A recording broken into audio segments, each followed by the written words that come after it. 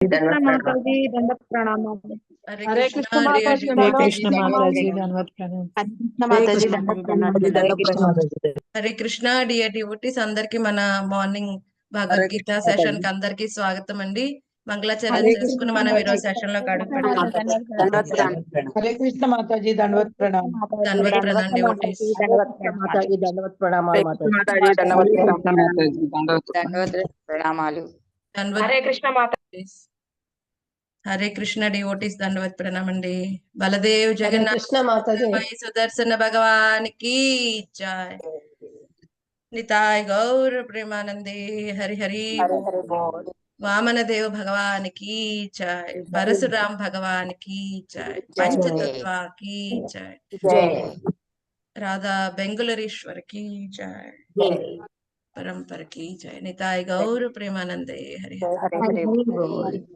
हरे हरे शार्दूलो मज्ञानतिमिरान्धस्य ज्ञानाञ्जनशलाकया चक्षुरुन्मीलितं येन तस्मै तस्मै श्रीगुरवे नमः। गुरवे नमः। नमः ॐ ओम विष्णु विष्णुपादाय कृष्णपृष्ठाय भूतले श्रीमते भक्तिवेदान्त स्वामिन् इति नामिने। नमस्ते सरस्वते देवे गौरवाणी प्रचारिणे निर्विशेषा शून्यवादी पाश्चात्य देशतारिणे।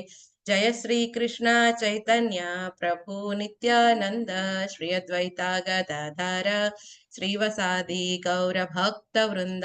हरे कृष्णा कृष्ण कृष्ण हरे हरे, हरे राम राम राम हरे हरे।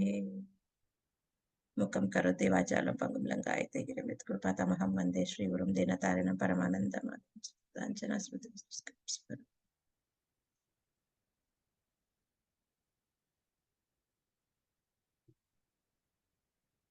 హరే కృష్ణ.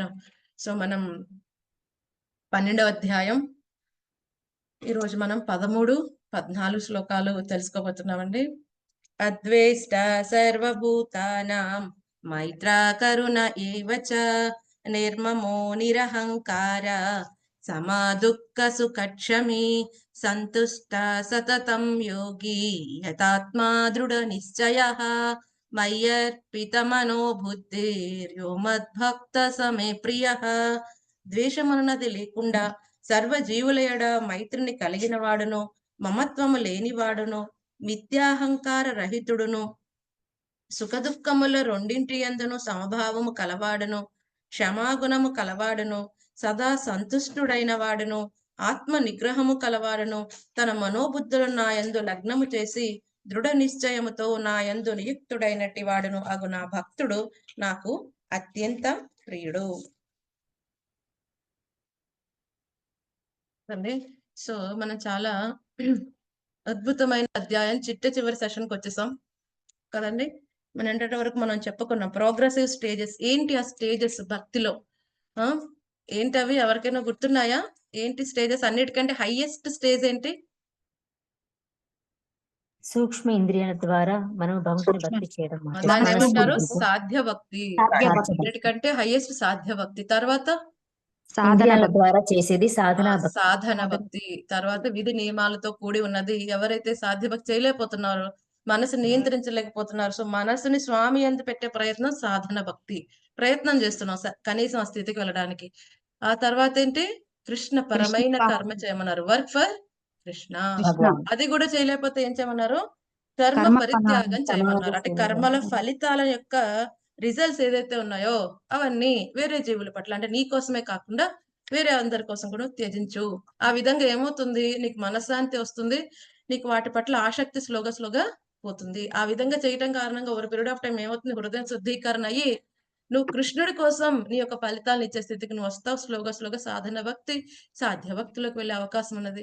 ఒకవేళ అప్పుడు అలా చేస్తున్నప్పుడు శుద్ధ భక్తుడి సాంగత్యం దొరికితే అప్పుడే సాధన భక్తికి డైరెక్ట్ గా వెళ్ళే అవకాశం కూడా ఉన్నది. అక్కడి నుంచి సాధ్య భక్తికి వెళ్ళవచ్చు. మళ్ళీ కృష్ణ భగవానుడు ఏం చెప్పారు? ఓకే, ఇది మరీ చాలా అన్నిటికంటే తక్కువది కదా, అలా కాకపోతే జ్ఞానాన్ని అర్జించమన్నాడు, దానికంటే ముఖ్యమైన జ్ఞానం అన్నారు. కానీ తర్వాత ఏమన్నారు? కర్మ ఫలత్యాగం అన్నిటికంటే, ఈ రెండిటికంటే కూడా, జ్ఞానం యోగం కంటే కూడా చాలా ముఖ్యమైనది అంటున్నారు. ఎందుకంటే అది ఎటువంటి కర్మలు చేసినప్పటికీ కూడా ఫలితాలను త్యాగం చేయటం కారణంగా తొందరగా శుద్ధీకరణ అనేది హృదయంలో జరిగే అవకాశం ఉన్నది అని చాలా అద్భుతంగా స్వామి చెప్పుకొచ్చారు. హైయెస్ట్ ఏంటి ఆశిస్తున్నారు మన దగ్గర నుంచి, జీవుడి నుంచి హైయెస్ట్ ఆశించేది ఏంటి అంటే సాధ్య భక్తి. సో మనం ఇప్పుడు ఆ స్థితిలో లేము. ఆ స్థితికి వెళ్ళడానికి మనం ఉన్న దాన్ని బట్టి ఆ స్టెప్స్ అన్ని చెప్పుకుంటూ వచ్చాడు. సరే అయితే ఇప్పుడు అన్నిటికంటే ముఖ్యమైనది, అన్నిటికంటే హైయెస్ట్ స్టేజ్ సాధ్య భక్తి, శుద్ధ భక్తి అని చెప్పారు. మరి అటువంటి శుద్ధ భక్తి కలిగి ఉన్న భక్తుడికి ఉండే లక్షణాలేంటి? ఎటువంటి భక్తుడు తనకి చాలా ఇష్టం అన్న విషయాలు చెప్తున్నారు. యాక్చువల్‌గా ఆచార్యులు ఏం చెప్తారు? భక్తాష్టకం 13వ శ్లోకం నుంచి 20వ శ్లోకం వరకు ఏమంటారు? భక్త అష్టకం. కదండీ! మనం కూడా భక్తులు భగవంతుడి కోసం అష్టకాలు రాస్తారు. దామోదరాష్టకం కదండీ! నందనాష్టకం కదండీ! చౌరాష్టకం ఇలా అష్టకాలు రాస్తారు భక్తులు భగవంతుని గ్లోరిఫై చేయడానికి. సో, అలాగే భక్తుడు ఎలా ఉండాలి? తన భక్తుడు ఎటువంటి అద్భుతమైన గుణాలతో ఉంటాడని స్వామి కూడా భక్తాష్టకం చెప్తున్నారు. సో, 13, 14, 15, 16, 17, 18, 19, 20 ఇవన్నీ కూడా భగవంతుని యొక్క అద్భుతమైన శుద్ధ భక్తుల యొక్క లక్షణాలు. అటువంటివి ఉంటే నాకిష్టం అని చెప్తున్నాడు ఆయన. అందుకనే ప్రతి ఒక్క శ్లోకం ఎలాగ ఎండ్ అవుతుంది? మద్భక్త సమే ప్రియః 13, 14 అలాగే ఎండ్ అయింది. మీరు చూసి ఉంటే 15, 16 కూడా 17, 18, 19 ఎండింగ్ ఏం చేస్తున్నాడు ఆయన? మద్భక్తే సమే ప్రియః. అటువంటి శుద్ధ భక్తుడు నాకు చాలా ప్రియమైన వాడు, అత్యంత ప్రియమైన వాడు అని చెప్తున్నాడు స్వామి. స్వయంగా చెప్తున్నాడు కదండీ! మనందరం అనుకుంటాం ఇప్పుడు ఎవరినైనా ఒక వ్యక్తిని సంతృప్తి పరచాలి అంటే స్వయంగా ఆ వ్యక్తికి ఏది ఇష్టమో ఆ వ్యక్తి చెప్పాడనుకోండి, ఇక అందులో పెద్ద కష్టపడాల్సిన విషయం లేదు. ఓకే. అటువంటివి ఈ క్వాలిటీస్ నేను డెవలప్ చేసుకుంటే డెఫినిట్‌గా ఈ వ్యక్తిని సంతృప్తి పరిచే అవకాశం ఉన్నది. ఎందుకంటే వాళ్ళ దగ్గర వీళ్ళ దగ్గర వినలేదు. డైరెక్ట్‌గా ఆ వ్యక్తే చెప్పాడు. ఇటువంటి క్వాలిటీస్ ఉన్న వాళ్ళంటే నాకు చాలా ఇష్టం. సో, స్వామి చెప్తున్నాడిక్కడ. సో, మనందరం అనుకున్నాం ఏంటి స్వామిని సంతృప్తి పరచటమే ఏకైక కార్యమని. సో, మరి ఎలా సంతృప్తి పరచాలి? ఎటువంటి వాళ్ళైతే తనకి ప్రియమని చెప్తున్నాడో మనం ఇప్పుడు తెలుసుకుందాం చక్కగా. మనకిష్టమైంది, మనకి ప్రియమైంది చేసేవో స్వామి ఇది నీకే సమర్పించడం అనే దానికంటే, స్వామికి ప్రియంగా ఏదైతే ఉంటుందో అది చేసి స్వామికి సమర్పిస్తే అది అత్యున్నతమైన స్థితి. కదండీ! సో, స్వామి మన దగ్గర నుంచి ఏమైనా అడుగుతున్నాడా? ఓకే. సరే ఇన్ని లక్షలు డొనేట్ చేసావనుకో, అప్పుడే డెఫినిట్‌గా నీకు నా లోకంలో సీట్ పక్కా అవుతుంది. అలా చెప్పి ఉంటే తల తాకట్టు పెట్టో, లేకపోతే చాలా 24 గంటలు కష్టపడో, ఉగ్రకర్మ చేసో, ఆ విధంగా చేయవచ్చు. కానీ స్వామి ఏమంటున్నాడు? ఇటువంటి క్వాలిటీస్ డెవలప్ చేసుకోమంటున్నాడు. ఇవేం మార్కెట్‌లో దొరికేవి కాదండి. ఇవేం చేయాలి? సాధన ద్వారా రావాలి క్వాలిటీస్. కదండీ! ఎప్పుడైతే మనం భక్తి చేస్తూ ఉంటామో స్లోగా ఈ క్వాలిటీస్ అన్నీ డెవలప్ అవుతూ ఉంటాయి. సెపరేట్‌గా ఈచ్ అండ్ ఎవ్రి క్వాలిటీ కోసం మనం ప్రయత్నించక్కర్లే. ఎప్పుడైతే శుద్ధ భక్తి చేయడానికి మనం ప్రయత్నిస్తున్నాం, అంటే ఈ సాధన భక్తి చేసేటప్పుడు ఆ విధి నియమాలు గురువు చెప్పిన ఇన్‌స్ట్రక్షన్స్ అన్నీ పాటిస్తూ ఉంటే ఆటోమేటిక్‌గా ఈ క్వాలిటీస్ అన్నీ స్లోగా డెవలప్ అవుతాయి. ఎప్పుడైతే మనం గురువు చెప్పినట్టు 100% పాటించగలిగినప్పుడు ఈ క్వాలిటీస్ అన్నీ 100% ఆ జీవుల్లోకొచ్చేస్తాయి. ఇయన్నీ కూడా దైవ గుణ లక్షణాలు లాంటివి ఇవన్నీ కూడా. ఎప్పుడైతే మనం మనకిచ్చిన నియమాలు శాస్త్రానుసారంగా ఏదైతే ఇచ్చారో అవన్నీ పాటిస్తుంటే అన్ని క్వాలిటీస్ మనలో డెవలప్ అవుతాయి. ఇటువంటి క్వాలిటీస్ డెవలప్ అవ్వాలి అంటే ఏం చేయాలి? ఆల్రెడీ ఇటువంటి క్వాలిటీస్ ఉన్న వాళ్ళతో మనం సాంగత్యం చేయాలి. కదండీ! వాళ్ళు ఏ విధంగా ఈ క్వాలిటీస్‌ని డెవలప్ చేసుకుంటున్నారు? ఏ విధంగా భక్తి మార్గంలో ముందుకు వెళ్తున్నారు? అది మనం ఆళ్ళని చూసి ఆచరిస్తూ స్లోగా ఏమవుతుంది? ఆ క్వాలిటీస్ కూడా మనలో వచ్చే అవకాశం ఉంది.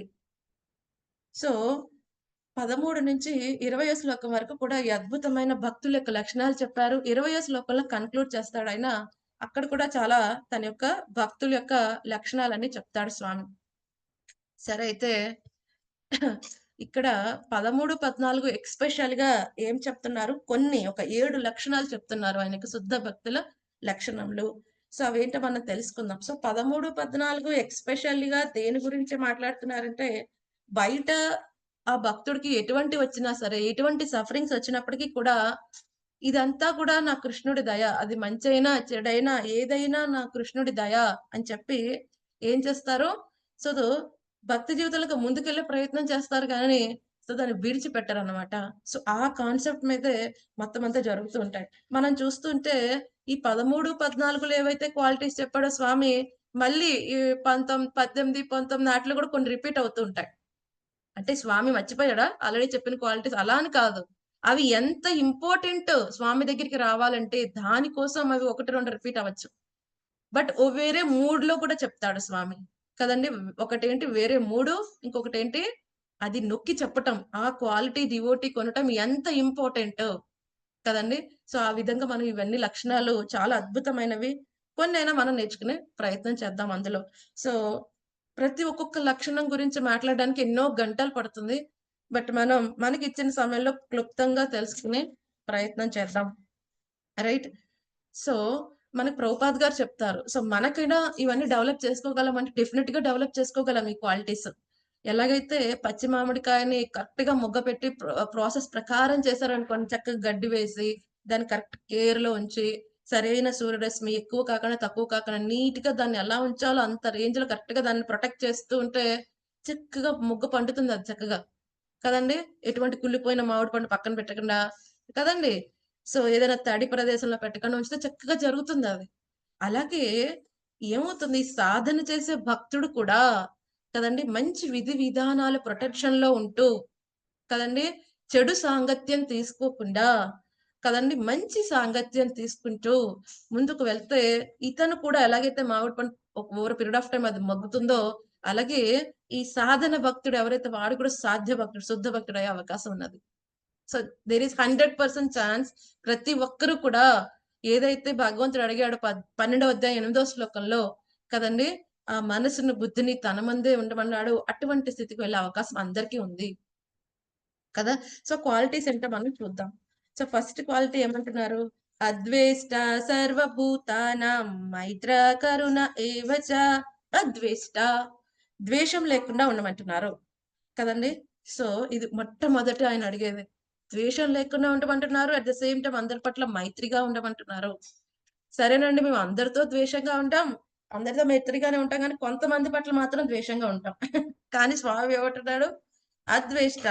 అందరితోనూ ద్వేషం లేకుండా ఉండాలి. అందరితో మైత్రి ఉండాలి. ఈ 2 కాంబినేషన్ అడుగుతున్నాడు స్వామి. ఇది చాలా అద్భుతమైన విషయం. కదండీ! సో, మనందరం ఇక్కడికి ఎందుకొచ్చాము? ఈ భౌతిక ప్రపంచానికి ఎందుకొచ్చామండి మనందరం? మన కోరికలు, ఇంద్రియ కోరికలు తీర్చుకోవడానికి పద్ధతి ఆహా! హ్మ్. కర్మఫలాలను అనుభవించడానికి కర్మఫలాన్ని కోరికలు తీర్చుకోవడానికి భగవంతుడి పట్ల ద్వేషం ఆ! ఇది మనం వండర్‌ఫుల్ యజమానిగా శశికళ ఉండాలి. మాతాజీ. అసూయ మాతాజీ, అసూయ వల్ల ఆ! వచ్చింది. సో, వండర్‌ఫుల్ పాయింట్ శశికళ మాతాజీకి జై. సో, మాతాజీ ఏం చెప్పారు? ద్వేషం. భగవంతుడి పట్ల ద్వేషం వల్ల వచ్చాం ఇక్కడికి. కదండీ! సో, భగవంతుడి పట్ల అసూయ పెట్టుకొని వచ్చాం. కానీ స్వామి ఏమన్నాడు? అద్వేష్ట. ద్వేషం ఎవరి పట్ల ఉండొద్దు అంటున్నాడు. సో, భగవంతుడి పట్ల ద్వేషంతో ఉండబట్టే ఇక్కడికొచ్చాం. మళ్ళీ ఇక్కడికొచ్చి ఆ ద్వేషాన్ని పెంచుకుంటూ ఉన్నామనుకోండి మన ఇంటి పక్కనోళ్ళు, మన రిలేటివ్స్, ఫ్రెండ్స్ మనకి వేరే ఎవరు అంబానీ గారింట్లో ఎంత సెలబ్రేషన్ అయినా మనకేం పెద్ద ద్వేషం రాదు. కానీ మన పక్కింటోళ్ళు మనకంటే కొంచెం గ్రాండ్‌గా ఏదైనా చేస్తే వెంటనే ద్వేషం వచ్చేస్తది. కదండీ! సో, ఈ క్వాలిటీని తీసేయాలి. అసలు అటువంటి క్వాలిటీ ఆ ద్వేషం అనేది ఉండబట్టే ఇక్కడికొచ్చాం. స్వామి ఫస్ట్ క్వాలిటీ అదే చెప్తున్నాడాయన. అద్వేష్ట. అసూయ లేకుండా ఉండాలి. ఎందుకంటే ప్రతి ఒక్క జీవుడికి ఈ 6 ఉన్నాయి. ఏంటండి? కామ, క్రోధ, లోభ, మోహ, మద, మాశ్చర్య. ఈ 6 పాములు ఇవన్నీ కూడా. 6 శత్రువుల్ని తీసుకొని వెళ్తూ ఉన్నాడు. వీటిని గనక అణచలేదనుకోండి, బయట ఎవరు శత్రువు ఉన్నా లేకపోయినా వాడి జీవితంలో నాశనం అయిపోతాడు. ఎందుకని ఆ లోపల 6 శత్రువుల్ని వాడు నియంత్రించట్లేదు. నువ్వు బయట ఉన్న శత్రువులందరిని నియంత్రించు. బట్ ఈ లోపలున్న శత్రువుని నియంత్రించలేకపోతే నీ పతనం చాలా దగ్గరలోనే ఉంటుందని అర్థం.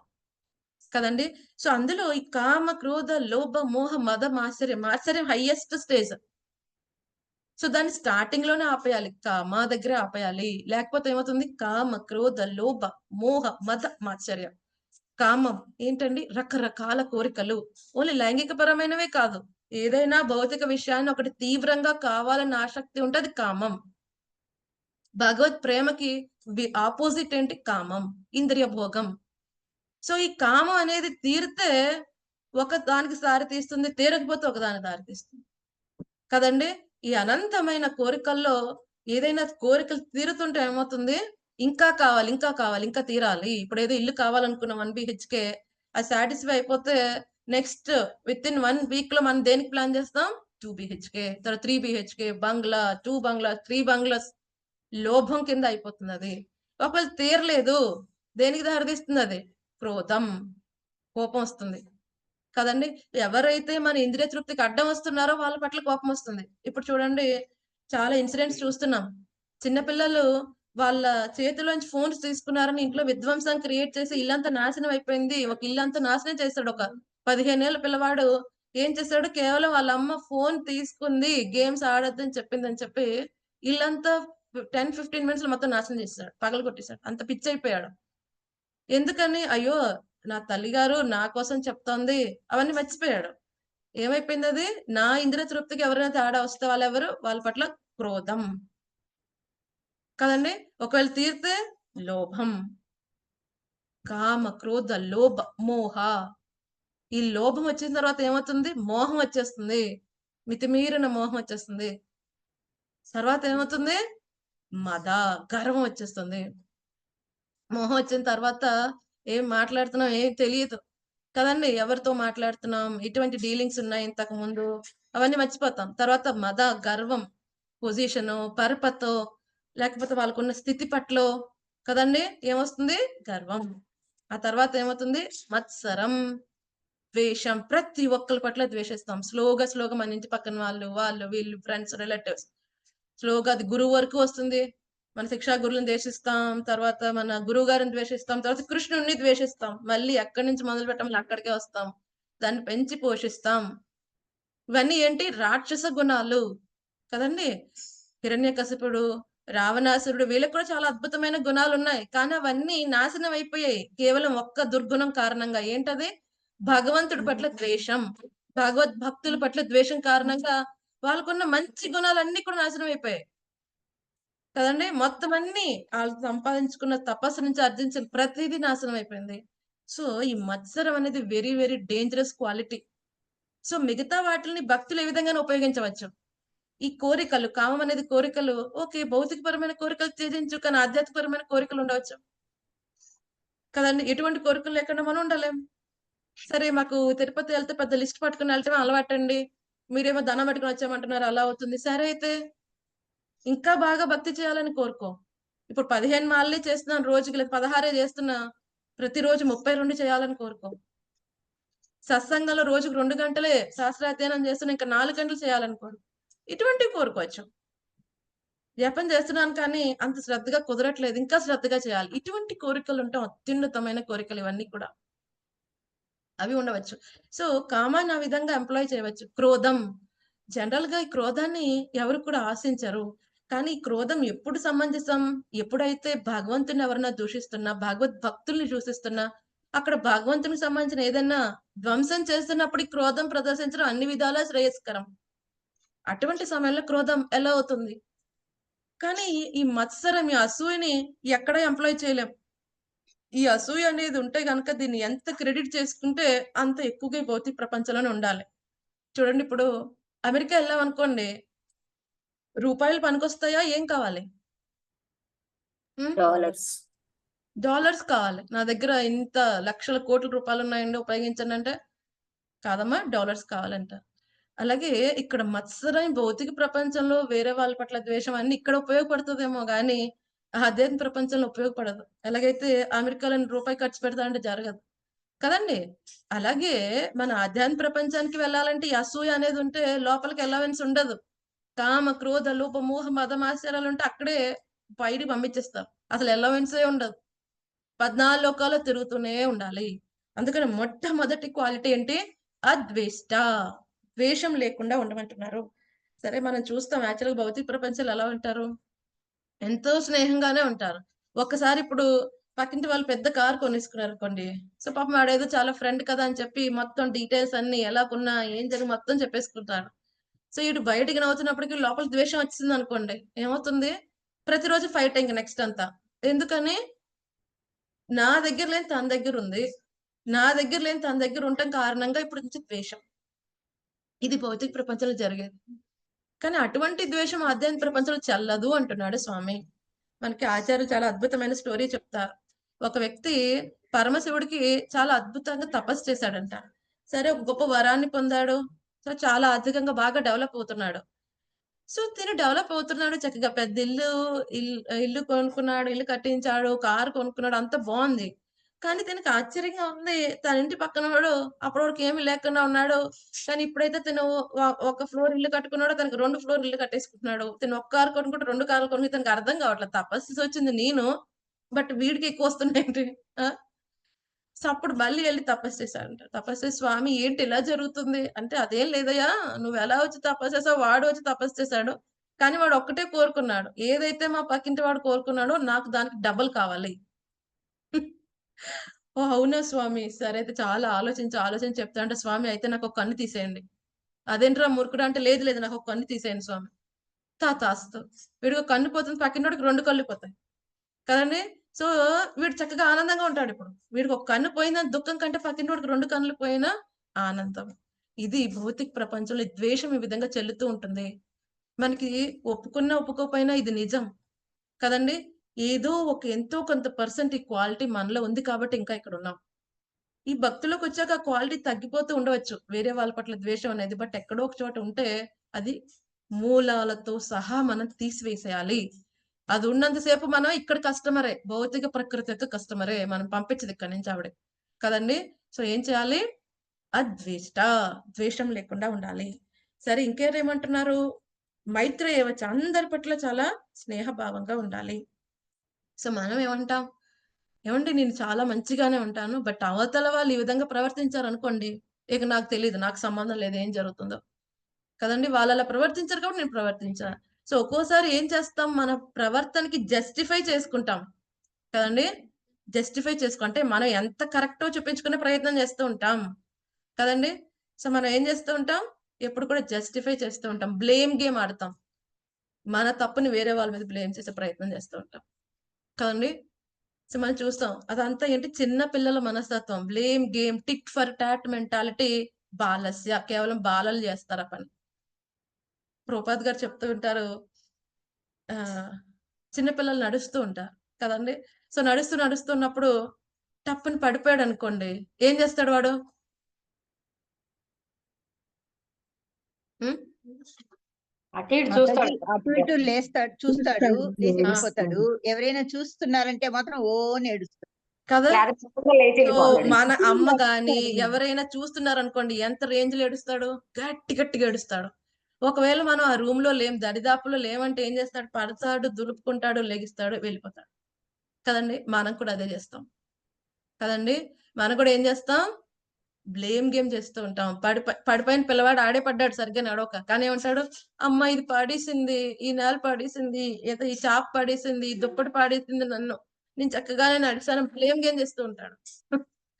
కానీ ఎప్పుడైతే ఆ బ్లేమ్ గేమ్ అవకాశం లేదు. వెంటనే ఏం చేస్తాడు? దుబ్బుకుని వెళ్ళిపోతాడు. ఓకే. సరే అయితే ఇలా నడవకూడదనమాట అని నేర్చుకుంటాడు. కదండీ! సో, భక్తుడైన వాడికి చక్కగా తెలుస్తుంది. బ్లేమ్ గేమ్ అనేది కుదరదు. ఎందుకని ఏదైతే జరుగుతుందో అది నా కర్మానుసారం జరుగుతుంది. కేవలం అవతల వ్యక్తి ఏదైనా తీసుకొనొస్తున్నా అంటే కేవలం క్యారియర్.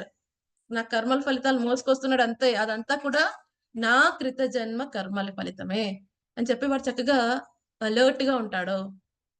కదండీ! Blame game, tit for tat. ఓహ్! వీడిలా అన్నాడు కాబట్టి నేనైతే మామూలుగా అయితే ఇలా ఉండనండి. బట్ వాడిలా చేసాడు కాబట్టి చేయాల్సిందే. కదండీ! ఇది tit for tat mentality. Tit for tat mentality చేస్తే ఏమవుతుందండి? మనకే నాశనం అయిపోతుంది. కొంతమందుంటారు డెఫినెట్‌గా బురద జల్లుతూ ఉంటారు. సో, నేను ఒక మహారాజ్ క్లాస్‌లో విన్నాను. ఒకసారి ఒక పెద్ద పామంట ఏం చేసింది, ఇప్పుడు కార్పెంటరీ వర్క్ చేస్తారు కదా! వడ్రంగి వాళ్ళు. ఆ వడ్రంగి వాళ్ళు చేసే పని ఆ స్థలం ఒక రూమ్ ఉంటుంది కదా! ఆ రూమ్‌లోకి వెళ్ళిపోయిందది. సో, వెళ్ళిపోయినప్పుడు చీకటిగా ఉంటుంది. అయినా దానికి ఎలాగో కళ్ళు కనిపించవు రాత్రి పూట. అయినా సరే ఇదేం చేస్తుంది, అక్కడ ఇదుంటాయి కదా! చెక్కలు కొయ్యడానికి ఒక కత్తి పెద్ద కత్తి ఉంటుంది. సో, అదేం చేసింది, అది చుట్టుకుంటుంది గదా! ఏదైనా సపోర్ట్ దొరికితే దానికి తెలియకుండా ఏం చేసిందది, ఆ కత్తికి చుట్టుకుందనమాట. సో, ఆ కత్తి ఏం చేస్తుంది, కత్తి నేచర్ ఏంటి? కట్ చేస్తుందది. సో, ఎప్పుడైతే ఇలా చుట్టుకుందో దానికి కట్ అవుతుందనమాట. ఆ పామనుకుందంటే చూడు చూడు ఇక్కడ ఏదో ఉంది నన్ను గుచ్చుతుంది. సరే అయితే నేనింకా గట్టిగా నొక్కేస్తా. నా ఓపిక, నా స్ట్రెంత్ అంతా పెట్టి నా చుట్టలో దీన్ని నొక్కేస్తా. నొక్కేసినప్పుడు ఏమైందంట తెల్లారేపటికి చచ్చిపోయింది. ఎందుకని? ఆ నొక్కటం కారణంగా ఏమైందండి? అది ఇంకా గాయమైపోయి మొత్తం రక్తం అంతా వచ్చి చచ్చిపోయింది. సో, ఇదే పరిస్థితి మనకు కూడా జరుగుతుంది. కదండీ! ఎవరో ఏదో వాళ్ళ మెంటాలిటీ అదే విధంగా ఉంటుంది క్రూరంగా. సో బై నేచర్ వాళ్ళు అలాగే ఉంటారు. సో మన వాళ్ళ నుంచి ఓకే వీళ్ళు ఎటువంటి వాళ్ళని చూసినా పక్కకి వెళ్ళకుండా మనం వాళ్ళ చుట్టూరు ఇంకా చుట్టేసుకున్నాం అనుకోండి గట్టిగా వలయంలో ఏమవుతుంది? మనకి వాళ్ళకి ఇంకా అవకాశం ఇచ్చిన వాళ్ళం అవుతాం. టిట్ ఫర్ టాట్ మెంటాలిటీ ఎప్పుడు కూడా భక్తులకి పనికిరాదు. బ్లేమ్ గేమ్ పనికిరాదు. మరేం చేయాలి? ఓకే. ద్వేషం లేకుండా ఉండమన్నారు. మిత్రత్వాన్ని కలిగి ఉండమన్నారు. అంటే ఇప్పుడు పాముతో ఎళ్లి చెయ్యేసుకొని ఫోటో దిగమని కాదు. పులితో ఎళ్లి బ్రేక్‌ఫాస్ట్ చేయమని కాదు. ఏంటండి అనవసరంగా ఎవరితో ద్వేషం పెట్టుకోము. ప్రతి ఒక్కరిని కూడా మైత్రీ భావంలో ఎలా చూడగలుగుతాం? వసుదైవ కుటుంబం. ఎవరైతే ప్రతి ఒక్కరు కూడా భగవంతుని యొక్క అంశ అని తెలిసినప్పుడు పర్టిక్యులర్‌గా ఎవరి పట్ల ద్వేషం కలిగి ఉండరు. ఎవరికీ అన్యాయం చేయాలనే మనస్తత్వం అనేది ఉండదు. కదండీ! ఎవరి పట్ల ద్వేషాన్ని పూనకుండా ఇది ఏదైతే జరుగుతుందో ఇది నా కర్మ ఫలితం అని చెప్పి తెలుసుకొని, ఎవరి పట్ల ద్వేషం కలగకుండా ఏం చేస్తారు వాళ్ళు భక్తి జీవితంలో ముందుకెళ్ళే ప్రయత్నం చేస్తారు. సో, ఈ విషయాన్ని మనం తెలుసుకోవాలి కదండీ! సో, ఒకసారి అక్బర్ గారి సదస్సులో ఏం జరిగిందంటే, సో, పెద్ద చర్చ నడుస్తుంది. ఏమైతుందంట పొద్దున్నే అక్బర్ లెగిసారంట. ఏమైంది?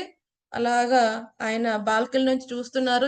చూస్తున్నప్పుడు ఏమైందంట, ఒకసారి నడుస్తూ పడిపోయాడంట.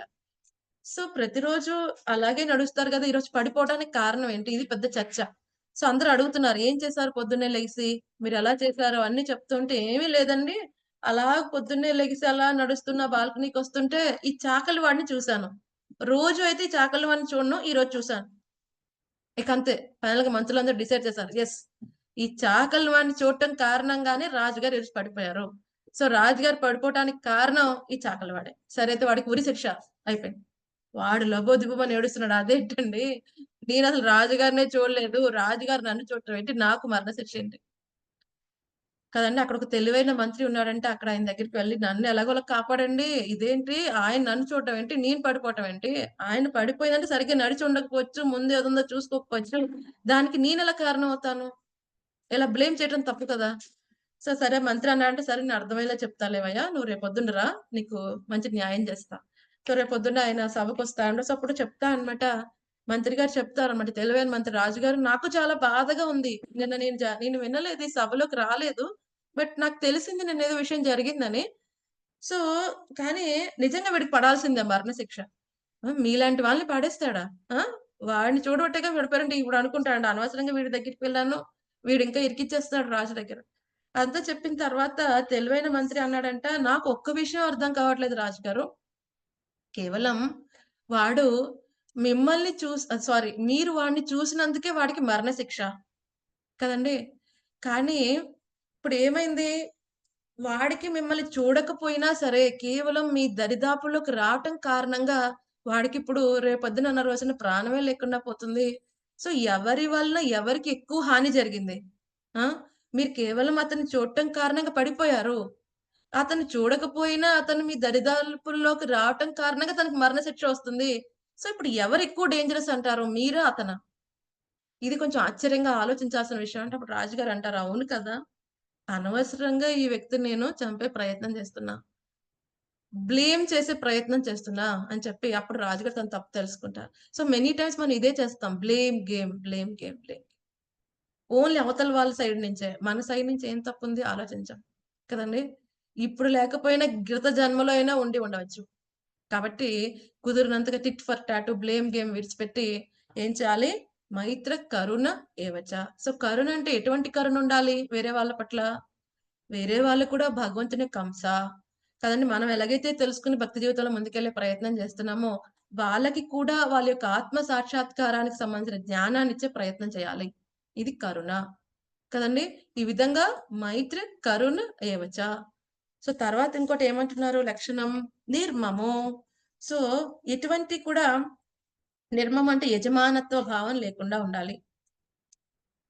మామూలుగా భౌతిక ప్రపంచంలో ఏంటండి భావన? నేను, నాది. నాకు సంబంధించింది. మన వ్యాసదేవుడు ఎప్పుడైతే నారద ముని శ్రీమద్ భాగవతం రాయమని చెప్పినప్పుడు, ఆయన ఎప్పుడైతే ధ్యానం చేస్తూ ఉన్నారో ఆయన ఒక విషయం చూస్తారు. ఏంటి? భగవంతుడి వెనకాల ఉన్న మాయ. భౌతిక మాయ భగవంతుడి ముందుకు రావడానికి కూడా ఎంతో సంకోచిస్తూ ఉంటుంది. ఆయన నీడలాగా వ్యవహరిస్తూ ఆయన సేవలు చేస్తూ ఉంటుంది. కానీ ఎవరైతే ఆవిడి ప్రభావంలో ఉన్న వాళ్ళు ఏం చేస్తారంట? భగవంతుడు ముందుకు వచ్చి గెంతులు వేస్తూ ఉంటారు. ఏంటి? నేను నాది. ఇది మాయ చేసే గొప్ప విషయం కదండి. సో భగవంతుడి దగ్గరికి వచ్చి ఏమంటారు? మొత్తానికి నేనే యజమాని, నేనే భగవంతుడు కదండి. అసలు భగవంతుడు లేడు, నేనే భగవంతుడు, నేనే అన్నిటికీ యజమాని అని చెప్పే మూర్ఖత్వ స్థితికి వస్తారు మామూలుగా ప్రజలందరూ కూడా, బద్ధ జీవులందరూ కూడా. కానీ స్వామి ఏమంటున్నాడు? నిర్మమః, ఇటువంటి యజమానత్వం, ఇటువంటి ఆసక్తి లేనివాడైతే నాకు చాలా ప్రియమైన వాడు. ఈ విషయం ఇప్పుడే కాదు, ఇంతకు ముందు కూడా చెప్పాడు స్వామి. 2వ అధ్యాయంలోనే చెప్పేశాడు. నిర్మమో నిరహంకార, ఎటువంటి మమకారం, ఎటువంటి మిథ్యాహంకారం లేకుండా ఉండాలి. అప్పుడే వాడు నిజంగా శాంతిగా ఉండగలడు. మన భక్తి వినోద్ ఠాకూర్ గారు ఒక అద్భుతమైన విషయం చెప్తారు. మనకంటూ ఏదైనా ప్రాపర్టీ ఉందంటే అది కేవలం భగవంతుడు. అందుకనే భక్తి వినోద్ ఠాకూర్ చెప్తారనమాట. సో మై డియర్ లార్డ్, ఓ ప్రియమైన భగవంతుడా, నేను నీ వాడని, నువ్వు నా వాడవి. ఇదొక్కటే నాకున్న ఏకైక ఆస్తి. ఎవరంట? కేవలం స్వామి కదండి. సో భక్తుడికి భగవంతుడు తప్ప ఎవరో తెలియదు, భగవంతుడికి ఆయన భక్తులు తప్ప ఎవరో తెలియదు. ఇది అద్భుతమైన విషయం. సో తనకి ఫుల్ గా తెలుస్తుంది. ఏమిటి? ఆధ్యాత్మిక భౌతిక ప్రపంచాలు ఏదైనా ఒకటి అస్తిత్వం ఉందంటే అది భగవంతుడిదే, భగవంతుడి యజమాని, నేను కేవలం నిమిత్త మాత్రుణ్ణి. ఇదే విషయాన్ని స్వామి మనకి భగవద్గీతలో చెప్పాడు. భోక్తారం యజ్ఞ తపసాం సర్వలోక మహేశ్వరం సుహృదం సర్వభూతానం జ్ఞత్వా మాం శాంతి మృచ్చతే. సో ఎవరైతే భగవంతుడే సర్వ యజ్ఞాలకి భోక్త, అన్ని దేవి దేవతలకి లోకాలకి మహేశ్వరుడు, అందరికి పరమ శ్రేయోభిలాషి అని తెలుస్తుంటే వాడికి ఏముంటుందంటే పరమ శాంతి లభిస్తుంది. ఇది శాంతి సూత్రం అని కూడా చెప్పారు భగవద్గీతలో ప్రభుపాద్ గారు కదండి. సో మనం ఇటువంటి ఆసక్తిని విడిచిపెట్టాలి, యజమానత్వాన్ని విడిచిపెట్టాలి. జీవేర స్వరూప హోయ్ కృష్ణేర నిత్యదాస్ అని తెలుసుకుని మనం ఆయనకి శరణాగతం అవ్వాలి. సో ఇంకేం చెప్తున్నారు? నెక్స్ట్ క్వాలిటీ ఏంటంటే నిరహంకార, ఇటువంటి మిథ్యాహంకారం లేకుండా ఉండాలి అంటున్నారు. సో మనం చెప్పుకున్నాం, ఎప్పటి వరకు అయితే సూక్ష్మ దేహాన్ని ఛేదించకపోతే అప్పటి వరకు మనం ఇక్కడే ఉంటాం. సో సూక్ష్మ దేహంలో ఏమేమి ఉంటాయండి? మనస్సు, బుద్ధి, అహంకారం. మనసు, బుద్ధి, అహంకారం. సో ఎప్పుడైతే మనం ఈ యొక్క కలుషిత భావంతో ఉన్నాం, సో ఇప్పుడు ఈ అహంకారం ఏమవుతుంది? మిథ్యాహంకారం అవుతుంది. అహంకారం కదండి, ఈ ఆకారమే నేను, అంటే ఈ దేహమే నేను అనుకుంటాడు ఆయన. మిథ్యాహంకార భావనలో ఉన్న వ్యక్తి దేహ భావనలో ఆలోచిస్తూ ఉంటాడు. ఈ ప్రకృతి యొక్క ప్రొడక్ట్ కింద తన్ని పోల్చుకుంటూ ఈ ప్రకృతి అంతా తన కోసం ఇవ్వబడింది అని చెప్పి ప్రకృతిని ఆదేశించాలనుకుంటాడు. కానీ ఏమవుతున్నాడు? తను ఆల్రెడీ ప్రకృతి ఆదేశంలో ఉన్నాడు. ఈ విషయం తెలియక ప్రకృతి మొత్తం నాదే, నేనే యజమాని అని అనుకుంటూ ఉంటాడు. ఇది మిథ్యాహంకార భావన కదండి. సో ఎప్పటి వరకు అయితే మన మనస్సు, బుద్ధి, అహంకారం ఇవి ముక్తి అవ్వాలి. దేని నుంచి? కలుషిత భావాల నుంచి. మనసు స్వామి యొక్క పాద పద్మాల మీద కదండి, బుద్ధి స్వామి యొక్క ఆధ్యాత్మిక చింతన విషయాల పట్ల, అలాగే అహంకార స్థితి, నిజమైన అహంకారం. నిజమైన అహంకార స్థితి అంటే ఏంటి? మన రియల్ ఐడెంటిఫికేషన్ ఏంటి? భగవంతుని యొక్క సేవకులం, భగవంతుని యొక్క అంశలం. ఈ విషయం మనకు తెలియాలి. ఈ విధంగా జీవన్ ముక్తులు అవ్వాలి. అప్పుడు ఈ భౌతిక ప్రపంచం ఉన్నప్పుడు కూడా అంటపడకుండా ఉంటాం. ఎలాగైతే కొబ్బరికాయ ఏమవుతుంది? టెంక బురిడి అయిపోతుంది, ఎండిపోతాయి. అది షెల్లోనే ఉన్నప్పుడు కూడా దేని చేత అంటపడదు. అలాగే ఎవరైతే ఈ సూక్ష్మ దేహం, మనసు, బుద్ధి, అహంకారాన్ని నుంచి విముక్తుడైన వాడు ఎలా ఉంటాడో, భౌతిక ప్రపంచంలో ఉన్నప్పటికీ కూడా జీవన్ముక్తుడు దేని చేత అంటపడకుండా ఉంటాడు. అటువంటి స్థితిలో ఉండమంటున్నాడు. అందుకని ఏమంటున్నాడు ఆయన? నిరహంకార, మిథ్యాహంకార భావాన్ని నుంచి బయటపడి ఉండమంటున్నాడు. తర్వాత ఇంకోటి ఏమని చెప్తున్నారు? సమా దుఃఖ సుఖ కదండి. సుఖ దుఃఖములందు సమముగా నుండివాడు, సుఖ దుఃఖములను సమముగా ఉండేవాడు. సో స్వామి 2వ అధ్యాయంలోనే దీని గురించి చెప్పారు. ఎవరికైనా గుర్తుందా? 2వ అధ్యాయంలో ఏం చెప్తాడు స్వామి? చిత్తప్రజ్ఞుడుగా, శీతోష్ణ సుఖ స్వప్న మాతాజీకి జై. సో స్వప్న మాతాజీ ఏం చెప్పారు ఇప్పుడు? శీతోష్ణ సుఖ దుఃఖద. ఫస్ట్ ఇన్స్ట్రక్షన్ ద్వంద్వాలకు అతీతంగా ఉండమన్నాడు ఆయన కదండి. శీతోష్ణ సుఖ దుఃఖద, మాత్రా స్పర్శాస్తు కౌంతేయ శీతోష్ణ సుఖ దుఃఖద. ఏమన్నాడు ఆయన? ఎలాగైతే శీతం ఉష్ణం వస్తూ ఉంటాయి, వెళ్తూ ఉంటాయి, అలాగే సుఖం దుఃఖం వస్తూ ఉంటాయి, వెళ్తూ ఉంటాయి. ఎవరైతే పండితుడు, ఎవరైతే బుద్ధిమంతుడు, ద్వంద్వాల చేత ఏమవ్వబడడు, అంటపడడు. అంటే దాని చేత మోహింపబడడు. సుఖం వస్తే ఒక ఎక్కడో ఆకాశం నుండి వరాలు చేయటం, దుఃఖం వస్తే ఒక రూమ్ లో వెళ్ళి లాక్ అయిపోయి ఎవరితో మాట్లాడకుండా ఉంటాం కదండి. డ్రాస్టిక్ స్టెప్స్ తీసుకోవటం లైఫ్ లో, అది కాదు కదండి. ద్వంద్వాలకి అతీతంగా ఉండే స్థితి కదండి, అది చాలా అవసరం. అటువంటి వాడే ముక్తికి అర్హుడు అని కూడా స్వామి 2వ అధ్యాయంలోనే చెప్పేశాడు ఆయన కదండి. 2వ అధ్యాయంలోనే చెప్పేశాడు స్వామి ఆ విషయం. సో మనం అర్థం చేసుకోవాలి, ఈ దేహం ఉన్నంతసేపు కూడా రకరకాల ఫీలింగ్స్ అన్ని వస్తుంటాయి. కానీ నిజంగా ఆత్మకి ఎటువంటి విధంగానూ నాశనం అనేది జరగదు. తడిలో ఏమి నానినా ఏమి అవ్వదు కదండి. ఎటువంటి ఇన్స్ట్రుమెంట్స్ తో కూడా ఎటువంటి అపాయం ఉండదు. దాన్ని ఎవరు నాశనం చేయలేరు, చంపలేరు. మన ఏం జరుగుతుంది, ఈ దేహానికి జరుగుతున్నది. సో ఈ భౌతికపరమైన దేహం ఉన్నంతసేపు కూడా ఏమవుతుంది, సుఖ దుఃఖ, గౌరవం అవమానం కదండి. సో ఎవరో ఏదో అనేశారు గౌరవం, లేకపోతే ఏదో బాగా అవమానించారు, బాధ దుఃఖం కదండి. సో ఇవన్నిటికీ కూడా అతీతమైన స్థితిలో ఉండాలి. సో ఎప్పటి వరకు అయితే ఈ దేహ భావనలో ఉంటామో మనం కదండి, అప్పటి వరకు కూడా ఈ ద్వంద్వాలకు అతీతమైన స్థితిలోకి రాలేం. అందుకని దేహ భావం మించి ఆత్మస్థాయిలో మన విచారణ ఉండాలి. అప్పుడు ఏమవుతుంది, అప్పుడు నిజమైన రియాలిటీ స్థితి మనకు అర్థమవుతుంది. దీనికి ఎంత వాల్యూ ఇవ్వాలి, ఇది నిజంగా. అందుకని ఇప్పుడు చూస్తున్నాం ఎంతమంది చిన్న చిన్న పిల్లలు కదండి, 1 మార్క్ తక్కువైంది, క్లాస్ టాప్ అవ్వలేదు, నేను టాప్ 10 లో నిలవలేదు, ఇక అయిపోయింది లైఫ్ అయిపోయింది. ఎన్ని డ్రాస్టిక్ స్టెప్స్ తీసుకుంటున్నారు కదండి. సో ఓకే, ఇప్పటివరకు నేను టాపర్ని, ఇప్పుడు నేను టాప్ 3rd లోకి వెళ్ళిపోయాను, ఇప్పుడు నా పరిస్థితి ఏంటి, నా గౌరవం ఏంటి అంటే ఇక అదే లైఫ్ అనుకుంటున్నారు. అసలు నిజమైన జీవిత లక్ష్యం తెలియకపోవటం కారణంగా చిన్న చిన్న దుఃఖాలే పెద్దవిగా కనిపిస్తున్నాయి. అసలు నిజమైన దుఃఖం ఏంటి, స్వామి నుంచి విడిపడటం అనేది నిజమైన దుఃఖం. కానీ ఆ దుఃఖ నివృత్తికి ఏం చేయాలో మానేసి చిన్న చిన్న దుఃఖాలు, ఈ రోజు ఉన్నది రేపు ఉండకపోయిన దుఃఖం కోసం వాళ్ళు ఏం చేస్తున్నారు, అద్భుతమైన మానవ జన్మని నాశనం చేసుకునే ప్రయత్నం చేస్తున్నారు కదండి. సో ఏం చేయాలి, ఈ ద్వంద్వాలకి అతీతంగా ఉండాలి అంటే మనకి చరమ లక్ష్యం ఏమిటి అది తెలియాలి. దుఃఖించాలి, ఎప్పుడు దుఃఖించాలి, అయ్యో నాకు కృష్ణుడి పట్ల నాకు ప్రేమ రావట్లేదంటే దానికోసం దుఃఖించాలి. ఒక ఆచార్య చక్కగా చెప్తారనమాట. సో ఎవరైతే లౌకికులు భౌతిక విషయాల కోసం నిరంతరం దుఃఖిస్తూ ఉంటారు, అది లేదని ఇది లేదని ఇది లేదని అది లేదని, ఈ రోజు ఇది దొరికితే ఇంకో దాని గురించి, రేపు నుంచి మళ్ళీ ఇంకో దాని గురించి ఏడుస్తూ ఉంటాడు. భూప్రపంచం అంతా ఇస్తే చంద్రమండలం పరిస్థితి ఏంటి అని ఏడుస్తూ ఉంటాడు. వాడికి ఏడుపు బాగా అలవాటు. కానీ మనం దానికోసం ఏడకూడదు. దేనికోసం ఏడవాలంట, నేను కృష్ణుడి గురించి నామం తీసుకుంటున్నా, నా కళలోంచి ఒక్క అశ్రువు రావట్లేదంటే దానికోసం ఏడవాలి. సో ఒకసారి డిసిపుల్ చెప్తారన్నమాట, శిష్యులు చెప్తారు, మీరు చెప్పారు కానీ గురువు గారు ఎంత ఆలోచించినా భగవంతుడి గురించి ఏడవట్లేదని.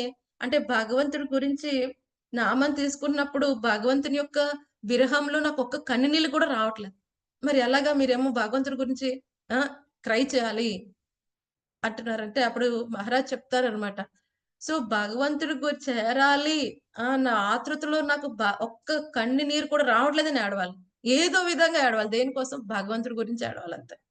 భగవంతుడి గురించి నువ్వు ఏడకపోతే దేని గురించి ఏడుస్తావు, భౌతిక విషయాల గురించి ఏడుస్తావు కదండి.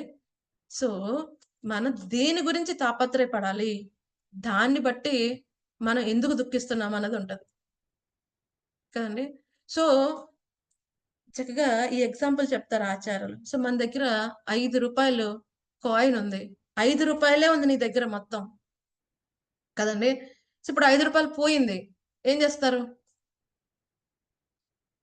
చేతిలోంచి పోయింది, ఏం చేస్తాడు, ఎత్తుకుని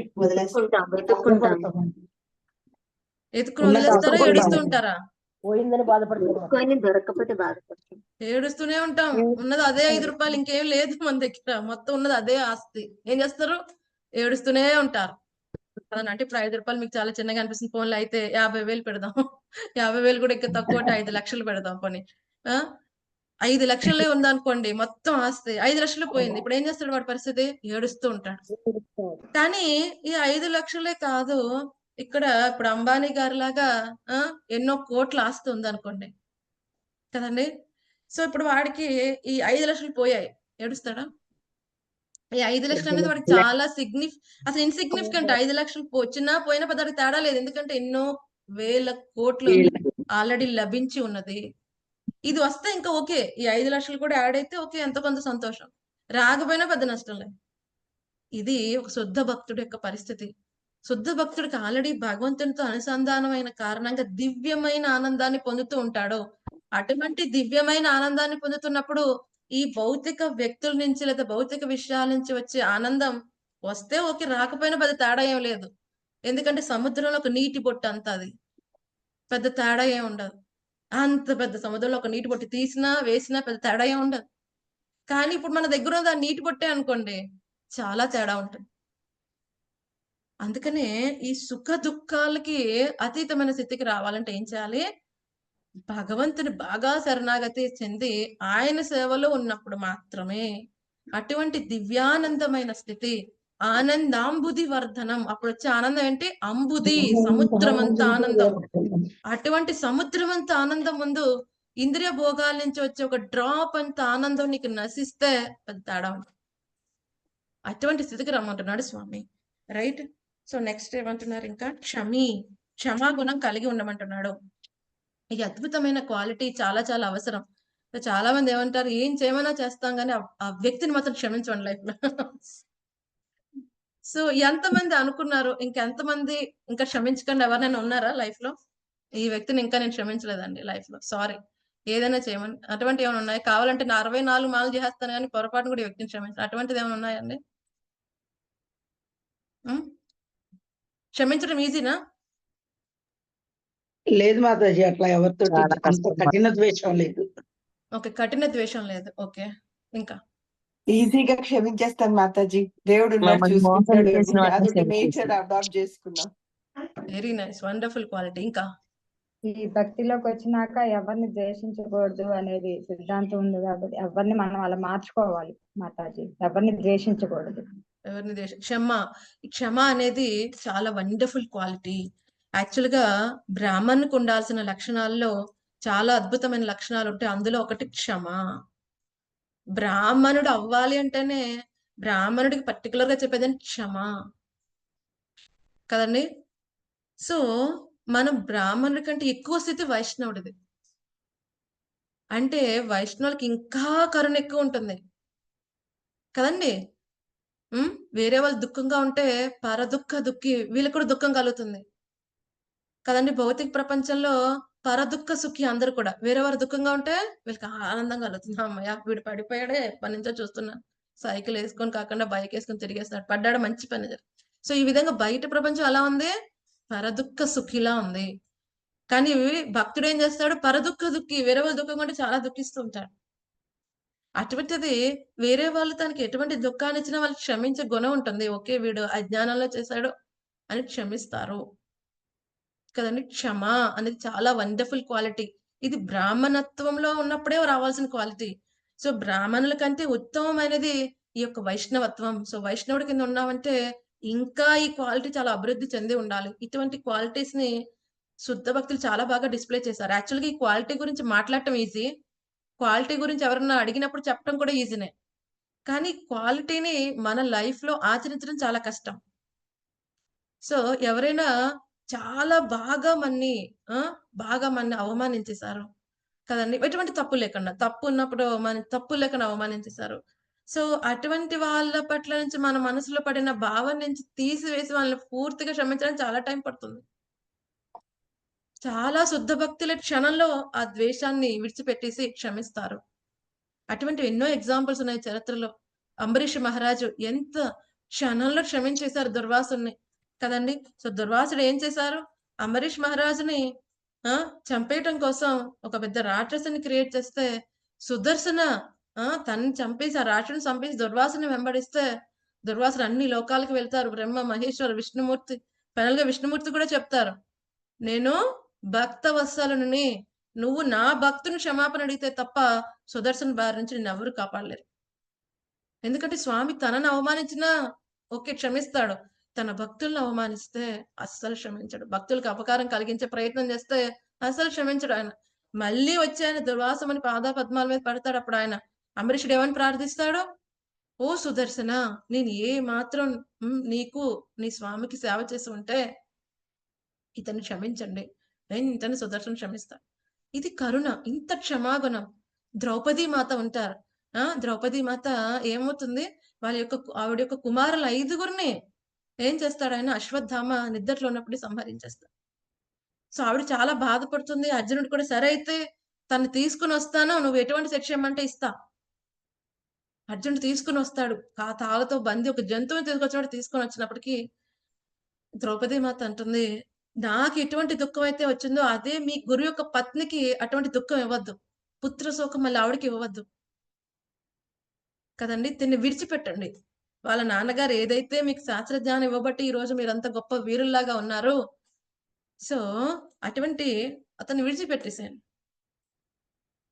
ఇంత క్షమాగుణం ఎలా వచ్చింది? ప్రభుపాద్ గారు రాస్తారు అక్కడ మొదటి స్కందం భాష్యంలో. ఇదంతా యుధిష్ఠిర మహారాజుతో సాంగత్య కారణంగా ద్రౌపదీదేవిలో వచ్చిన క్షమాగుణం అంట. చూసారా, యాక్చువల్ గా శుద్ధ భక్తుల యొక్క సాంగత్య కారణంగా ఆ క్వాలిటీ మనలో ఎంతగా అభివృద్ధి చెందుతుందంటే, ఆ క్వాలిటీ డిస్ప్లే అయితే గానీ మనకు తెలియదు ఇంత అద్భుతమైన క్వాలిటీ మనలో ఉందా అని. అలాగే ఒక్కోసారి ఇది ఒక సైడ్, పాజిటివ్ సైడ్. ఒక్కోసారి అనుకుంటాం, మనకి మనం ఆపాదించుకుంటాం ఆ క్వాలిటీస్ అన్ని ఉన్నాయని. కానీ ఎప్పుడైతే ఇప్పుడు కూడా చాలా మంది అనుకున్నాం, ఓకే మేము చాలా మంచి వాళ్ళమని. బట్ ఎప్పుడు ఆ క్వాలిటీ ఏ లెవెల్ వరకు ఉన్నది అన్నది సిచ్యుయేషన్ బట్టి బయటపడుతుంది కదండి. ఎప్పుడైతే సిచ్యుయేషన్ స్క్వీజ్ చేసేసింది, అప్పుడు మనలో ఎంత క్షమాగుణం ఉంది, వేరే వాళ్ళ పట్ల ఎంత ద్వేషం అన్ని బయటకు వచ్చేస్తాయి. ఎలాగైతే లెమన్ ని స్క్వీజ్ చేసాం అనుకోండి, లెమన్ జ్యూస్ వచ్చేస్తుంది, అంతేగాని మ్యాంగో జ్యూస్ రాదు. అప్పుడు మన లోపల ఏంటో బయటకు అదే వస్తుంది. ఎప్పుడైతే సిచ్యుయేషన్ ప్రకృతి స్క్వీజ్ చేసేస్తుంది మనని, అప్పుడు లోపల ఏదన్నా అదే వస్తుంది బయటికి. అప్పటి వరకు ఎన్నో మాట్లాడచ్చు, ఎన్నో ప్రవచనాలు ఇవ్వచ్చు, లేకపోతే ఎంతమందికి అడ్వైస్ ఇవ్వచ్చు మనం పర్సనల్ గా. బట్ ఎంత మనం అభివృద్ధి అయ్యా ఉన్నది ఆ సిచ్యుయేషన్ స్క్వీజ్ చేసినప్పుడు కానీ మనకు తెలియదు. అందుకని క్షమాగుణం గురించి అందుకే ఆచార్యులు ఏమంటారు, ఈ గుణం గురించి మాట్లాడడం ఈజీ, ఈ గుణం గురించి వేరే వాళ్ళకి అడ్వైస్ ఇవ్వటం ఈజీ, కానీ దాన్ని ఆచరిస్తే చాలా కష్టం. కానీ ఆచరించాడా శుద్ధ భక్తుడు అయిపోతాడు, భగవంతుడికి ప్రియమైన వాడవుతాడు. పరీక్షిత్ మహారాజు చిన్న తప్పుకి చనిపోయిన పాముని మెల్లో వేసాడు ఆయన, అది కోపంలో. తర్వాత ఆయన చాలా బాధపడతాడు. దానికి ఏకంగా సర్పకాటుతో మరణం అనేది ఎంత చాలా పెద్ద శిక్ష. ఎలాగంటే పిక్ పాకెటర్ కి తీసుకెళ్లి హ్యాంగ్ చేసేయను అని అన్నాడు అనుకోండి న్యాయమూర్తి, అటువంటి శిక్ష అది. కావాలంటే తిరిగి శపించవచ్చు, ఆయన క్షమించేశాడు కదండి. సో ఇవి శుద్ధ భక్తులు క్షమాగుణం వాళ్ళ టైం ఎప్పుడైతే అవి డిస్ప్లే అయినప్పుడు అద్భుతమైన సుగంధం బయటకు వస్తుంది. అలాగే ఎప్పటి వరకు అయితే ఒక్కోసారి మనం అనుకుంటాం క్వాలిటీస్ ఉన్నాయన్నీ అని, కానీ ఎప్పుడైతే టైం స్క్వీజ్ చేసినప్పుడు ఈ క్వాలిటీస్ బయటకు వస్తాయి. క్వాలిటీస్ డెవలప్ అవ్వలేదు అనుకోండి, ఇంకా దుర్గుణాలు ఉన్నాయనుకోండి, అప్పుడు దుర్గంధం వస్తుంది అనమాట కదండి. సో మనం ఈ క్వాలిటీని కుదిరినంతగా డెవలప్ చేసుకోవాలి కదండి. సో ఎంతవరకు కుదిరితే అంతవరకు. ఒక్కోసారి సిచ్యుయేషన్స్ మనకు చెప్తాయి, ఓకే ఈ లెవెల్లో వరకు ఈ క్వాలిటీ వచ్చింది, ఇంకా డెవలప్ చేసుకో. అందుకని చెప్పటం ఈజీ, ఈ క్వాలిటీస్ అన్ని చెప్పటం, మాట్లాడటం క్వాలిటీస్ గురించి ఈజీయే చాలా, కానీ ఆచరించటం సర్వ విధాల శ్రేయస్కరం. అటువంటి వాళ్ళ స్వామికి చాలా ప్రియమైన వారు. సో నెక్స్ట్ ఏమన్నారు, సంతృప్తిగా ఉండమంటున్నారు. సంతృప్తి చెంది ఉంటాడు. సో భక్తుడు ఎప్పుడు కూడా ఏది ప్రాప్తించినా దాంతో సంతోషంగా ఉంటాడు, అది ఏదైనా సరే. ఏది అశోచతి నా కాంక్షతి, ఏది ఆశించేది లేదు, ఏమీ లేదు. భౌతిక ప్రపంచంలో అలా ఉంటున్నారా, ఎంత వచ్చినా ఇంకా కావాలి, ఇంకా కావాలి, ఇంకా కావాలి. అంతవరకు ఎందుకు? ఎక్కడికో భోజనాలకి వెళ్తున్నాం, మన ప్లేట్లో అన్ని పెడతారు, మరి వేరే వాళ్ళ ప్లేట్లో మనకి లేని, మన ప్లేట్లో ఆల్రెడీ 10 రకాలు ఉన్నాయి, వేరే వాళ్ళ ప్లేట్లో ఏదైనా ఒక రకం వచ్చింది, జస్ట్ మనం వచ్చినప్పటికీ అది అయిపోయింది, మనం లైన్ లోంచి వచ్చాం, ఒక ఐటమ్ వచ్చింది. అప్పుడు ఏముంటుందండి, మన ప్లేట్లో ఉన్న 10 ఐటమ్స్ తో సంతోషపడతామా? ఏమండి, సంతోషపడతామా? ఇంకా చూస్తాం మాతాజీ. అప్పటి వరకు ఉన్న ఆనందం అంతా పోయింది. 10 రకాలు పొంది ఉన్న ఆనందం అంతా పోయే. ఒక గులాబ్ జామ్ మిస్ అయ్యాం, మిగతా వాళ్ళందరూ గులాబ్ జామ్ తింటున్నారు, నాకు గులాబ్ జామ్ లేదు, అయిపోయింది కదండి. ఇది మన సంతృప్తి లెవెల్ ఈ రకంగా ఉంటుంది. ఇది లేకపోతే దాని మీద ఇష్టం కూడా మాతాజీ. ఏమండి, మన ప్లేట్ లోకి ఏది రాకపోతే దాని మీద మమకారం కూడా ఎక్కువ. అంతే కదా, పక్కింటి పుల్ల కూర అది కూడా పుల్లగా మన ఉంటుంది కదా. ప్లేట్ లోనే పక్కింట్లో ఉన్న కూర ఎలా ఉంటుందంటే చాలా పుల్లగా ఉంటుందంట, మన ఇంట్లో అంతకు నచ్చదు మనకి. సో అందుకనే సంతృప్తి చెంది ఉండాలి. ఇప్పుడు ఏదైతే మనం లభిస్తుంది అది మన కర్మానుసారం లభిస్తుంది అని అర్థం చేసుకున్న వాడికి తనకున్నదంతా చాలా సంతుష్టిగా ఉంటాడు. ఏదైతే తనకు ఇచ్చాడో అది కూడా స్వామిదే, టెంపరరీ టేక్ కేర్ అంతే. సో దాన్ని స్వామి యొక్క సేవలో ఉపయోగించాలి, ఉన్న దాంతో సంతుష్టిగా ఉండాలి. సో ఒకసారి ఒక భక్తుడు చాలా పేదవాడు, ఒకే ఒక రగ్ ఉంటుంది మీద వేసుకుంటానికి అంతే, అది కూడా మొత్తం చిల్లులైపోయి ఉంటుంది అనమాట. అది కుట్టుకుంటూ ఉంటాడు. సో కుట్టుకుంటూ ఉంటే దారం ఊడిపోతుంది, మళ్ళీ సూదులు ఎక్కించే ప్రయత్నం చేస్తూ ఉంటాడు. సో అటు సైడ్ గా పార్వతి పరమేశ్వరుడు వెళ్తూ ఉంటారన్నమాట. సో పార్వతీదేవి ఉంటుంది, వీడిని ఎలాగైనా మనం బ్లెస్ చేయాలండి, ఏదో ఒకటి, పాపం చాలా పేదవాడిగా ఉన్నాడు, మన దృష్టి మీద పడ్డాడు అంటే శివుడు అంటాడు, వేస్ట్ అమ్మా, అక్కడికి వెళ్ళటం వేస్ట్, ఏది ఇచ్చినా వాడు వద్దంటాడు, మనం వెళ్ళిపోదాం. పార్వతీదేవి ఉంటుంది, అలా ఎలా అవుతుంది, నా బిడ్డండి, ఎలాగలా వదిలేస్తాను, బ్లెస్ చేసే వెళ్ళాల్సిందే. సరే అయితే వెళ్దాం, నువ్వు చెప్తే వినట్లేదు కదా. సో వెళ్తారు. సో వెళ్ళి పార్వతి పరమేశ్వరు దర్శనమిస్తారు. ఆ వ్యక్తం వైష్ణవానాం యథాశంభు. సో ఈ రోజు కదా నా జన్మ సార్థకమైంది, గొప్ప పరమ వైష్ణవుడి యొక్క దర్శనం జరిగింది. సో నాకు చక్కగా కృష్ణ భక్తిలో మంచిగా ఆశీర్వదించండి. సో పార్వతి పరమేశ్వరులు అంటారు, ఇంకా ఏమైనా కోరుకోవయ్యా, నీకు మా దర్శనం ఊరికే పోదు, ఏదైనా కోరుకో. ఆయన అంటాడు, నాకే ఉందండి, అంత సంతోషంగా ఉన్నాను. సో పరమశివుడు పార్వతీదేవిని చూసి చెప్తాను, నేను చెప్పానా వీడికి ఏం వద్దంటాడని. సో పార్వతీదేవి ఉంటుంది, లేదా ఏం కావాలంటే అది కోరుకో, ఇవ్వకండి అలా వెళ్తాం, పార్వతీ పరమేశ్వరుడు యొక్క దర్శనం ఊరికే పోతుందా. ఇప్పుడు ఆ వ్యక్తి అనుకుంటాడు, ఏదో ఒకటి ఇచ్చేంత వరకు వెళ్ళలేరు. సరే అయితే అప్పుడు అంటామట, ఓ పరమేశ్వర, ఇందాక నుంచి సూది ఎక్కిద్దాం అనుకున్నా, దారం వెళ్ళట్లేదయ్యా, కొంచెం ఎక్కిచ్చేసేస్తావా, నేను కుట్టించుకుంటాను, మళ్ళీ తొందరగా పడుకుంటే పొద్దున వెళ్ళి మంగళహారతికి మళ్ళీ రెడీ అవ్వాలి. సో పరమశివుడు చెప్తాను, నేను చెప్పానా పార్వతి, వీడికి ఏది అవసరం లేదు, సంతుష్టిగా ఉన్నాడు కదండి. ఇది శుద్ధ భక్తులు, ఇటువంటి పరిస్థితులను సంతోషంగా ఉండగలరు. ఎందుకని వాళ్ళకి నిజమైన ఆనందంతో కనెక్షన్ లో ఉన్నారు ఆల్రెడీ. ఇందాక మనం చెప్పుకున్నాం కదా, ఇంత పెద్ద కోటేశ్వరికి ఎన్నో కోట్లు ఉన్నవాడికి ఒక 5 లక్షలు అవి లేకపోతే పెద్ద ఏమీ అసలు ఉన్నట్టు తెలియదు అది కదండి. ఎందుకంటే వాళ్ళు ఎప్పుడు కూడా దివ్యమైన ఆనందంతో ఉంటారు కాబట్టి ఎప్పుడు వాళ్ళు సంతుష్టిగానే ఉంటారు, ఇర్రెస్పెక్టివ్ ఆఫ్ భౌతికపరమైన దొరికినా దొరకకపోయినా అటువంటి స్థితిలో ఉండమంటున్నారు. సో నెక్స్ట్ ఏమంటున్నారు, సతతం యోగి, ఎల్లప్పుడూ కూడా యోగిగా అయ్యి ఉండమంటున్నారు. భక్తి యోగి, యోగి అంటే ఏంటి, అనుసంధానం అయ్యి ఉన్నవాడు భగవంతునితో. సో భక్తి యోగంలో ఎప్పుడూ కూడా మనం కనెక్ట్ అయ్యి ఉండాలి. సో భక్తి మనం చెప్పుకున్నాం 24 గంటలు చేసే పని. అహైతుకి అప్రతిహత, అహైతుకి ఎటువంటి భౌతిక విషయాలు ఆశించి చేయకూడదు. అలాగే అప్రతిహత, నిరంతరం కొనసాగుతూ ఉండాలి భక్తి అన్ని పరిస్థితుల్లో, సర్వకాల సర్వావస్థల్లో కూడా. అలాగే సతతం, నిరంతరం చేయమన్నారు. సతతం అని భగవద్గీతలో కూడా ఒక పదంలో చెప్తారు, ఎవరికైనా గుర్తుందా? ఎప్పుడు చేయవయ్యా ఈ పని అని చెప్తారు. ఏం చేయమన్నాడు భగవంతుడు భగవద్గీతలో, ఎవరికైనా గుర్తుందా? సతతం సతతం కీర్తయంతోమా అని చెప్పాడు ఆయన కదండి. సో 16 మాలలు చేయండి అంటే భగవంతుడు ఎక్కడ చెప్పాడండి 16 మాలలు అని అంటారు చాలా మంది. 16 మాలలు మన ఆచార్యుల కన్సెషన్ కదండి. భగవంతుడు రిక్వైర్మెంట్ ఏంటి, సతతం కీర్తయంతమం, ఎల్లప్పుడూ కీర్తించమన్నాడు ఆయన. మా మనుస్మరిద్యచ, నీ విద్యుక్త ధర్మం చేస్తున్నప్పుడు ఎప్పుడు కూడా నన్ను స్మరిస్తూ చెయ్యి. 24 గంటలు చేయాలి. అలాగే ఓకే నేను 10 గంటలు భక్తి చేస్తానండి, మిగతా 14 గంటలను అడగద్దు, ఎలాగంటే అలా బతికేస్తా అంటే కుదరదు. సతతం సతతం కీర్తయంతో, అలాగే సతతం ఆయన యందు లగ్నం అయ్యి ఉండమంటున్నారు, సంపూర్ణ యోగి అవ్వమంటున్నారు. నెక్స్ట్ ఏమంటారు, యథాత్మ, ఆత్మ నిగ్రహం కలిగి ఉండమంటున్నారు. అంటే ఏంటి, ఇంద్రియ నిగ్రహం కలిగి ఉండమంటున్నారు. ఇంద్రియ నిగ్రహం గురించి మాట్లాడాలంటే మన శ్రీల భక్తి సిద్ధాంత సరస్వతి ఠాకూర్ గారి గురించి చెప్పాలి. ఎందుకంటే శ్రీల భక్తి సిద్ధాంత సరస్వతి ఠాకూర్ గారు చాలా చిన్నప్పుడు ఒకసారి ఏం చేస్తారంటే, భక్తి వినోద్ ఠాకూర్ గారు అప్పుడే మామిడి పళ్ళు తీసుకుని వస్తే అక్కడ పెడతారు, భగవంతుడికి ఆఫర్ చేద్దామని. ఇంకా ఆఫర్ చేయరు, అలా వెళ్ళి వచ్చే లోపల చిన్న పిల్లవాడు కదా, తెలియక మామిడి పళ్ళు తినేస్తూ ఉంటాడు. భక్తి వినోద్ ఠాకూర్ గారు అంటారు అనమాట, అయ్యో నేను ఇంకా ఆఫర్ చేయలేదు నాన్న, అయ్యో అప్పుడే తినేసావా అంటే, అయ్యో తెలియదు నాన్నగారు, మీరు ఆఫర్ చేసేసారు అనుకుని తినేసాను అని అప్పుడు ఆయన నిర్ణయించుకుంటాడు, భగవంతుడికి పెట్టకుండా నేను తిని అపరాధం చేశాను కాబట్టి ఇంక నేను లైఫ్ లో మ్యాంగో తిన్నాను. ఆయన చివరి వరకు మళ్ళీ మ్యాంగో తీసుకోరు ఆయన. ఇది ఇంద్ర నిగ్రహం అంటే. మనం కూడా చెప్తాం, రేపటి నుంచి ప్రజల్ప మాట్లాడనండి. రేపటి నుంచి ఎందుకు ఆ మాట అన్న 5 సెకండ్ల తర్వాత నుంచి ప్రజలకు స్టార్ట్ అయిపోతుంది వేరే వాళ్ళు. ఇది మన ఇంద్రియ నిగ్రహం గురించి మాట్లాడాలంటే. కానీ స్వామి అడిగేది ఏంటి? ఇటువంటి ఇంద్రియ నిగ్రహం. తర్వాత భక్తి సిద్ధాంత సరస్వతి ఠాకూర్ వాళ్ళ శిష్యులు చెప్తారు. అదేంటండి చిన్నప్పుడు ఏదో తెలియని వయసు అది మరి చిన్న వయసు మీద 2, 3 ఇయర్స్ అప్పుడు చేసిన దానికి ఇంత పెద్ద పనిష్మెంట్ ఎందుకు? మీరు ఇప్పుడు తీసుకోండి, అది భగవంతుని ప్రసాదం తీసుకోండి. లేదు లేదు నేను అపరాధిని, నేను తీసుకో. ఇది ఇంద్రియ నిగ్రహం అంటే. అందుకనే ఏమంటారు? గోస్వాములు అవ్వాలి కదండి. ఇంద్రియాలు నియంత్రించిన వాడు గోస్వామి. ఇంద్రియాలు నియంత్రించకపోతే గోదాసి. ఇంద్రియాలకి దాసులు అయిపోతారు లేకపోతే. సో మనం అర్థం చేసుకోవాలి, మన ఇంద్రియాలకి దాసులు అవ్వాలనుకుంటున్నామా, ఇంద్రియాలకి అధిపతి అయిన హృషికేశుడి దాసులుగా ఉండాలనుకుంటున్నామా? ఇది మనం తెలుసుకుంటే ఈ ఆత్మ నిగ్రహం పాటించడం అనేది చాలా సునాయాసంగా అవుతుంది. నెక్స్ట్ దృఢ నిశ్చయ.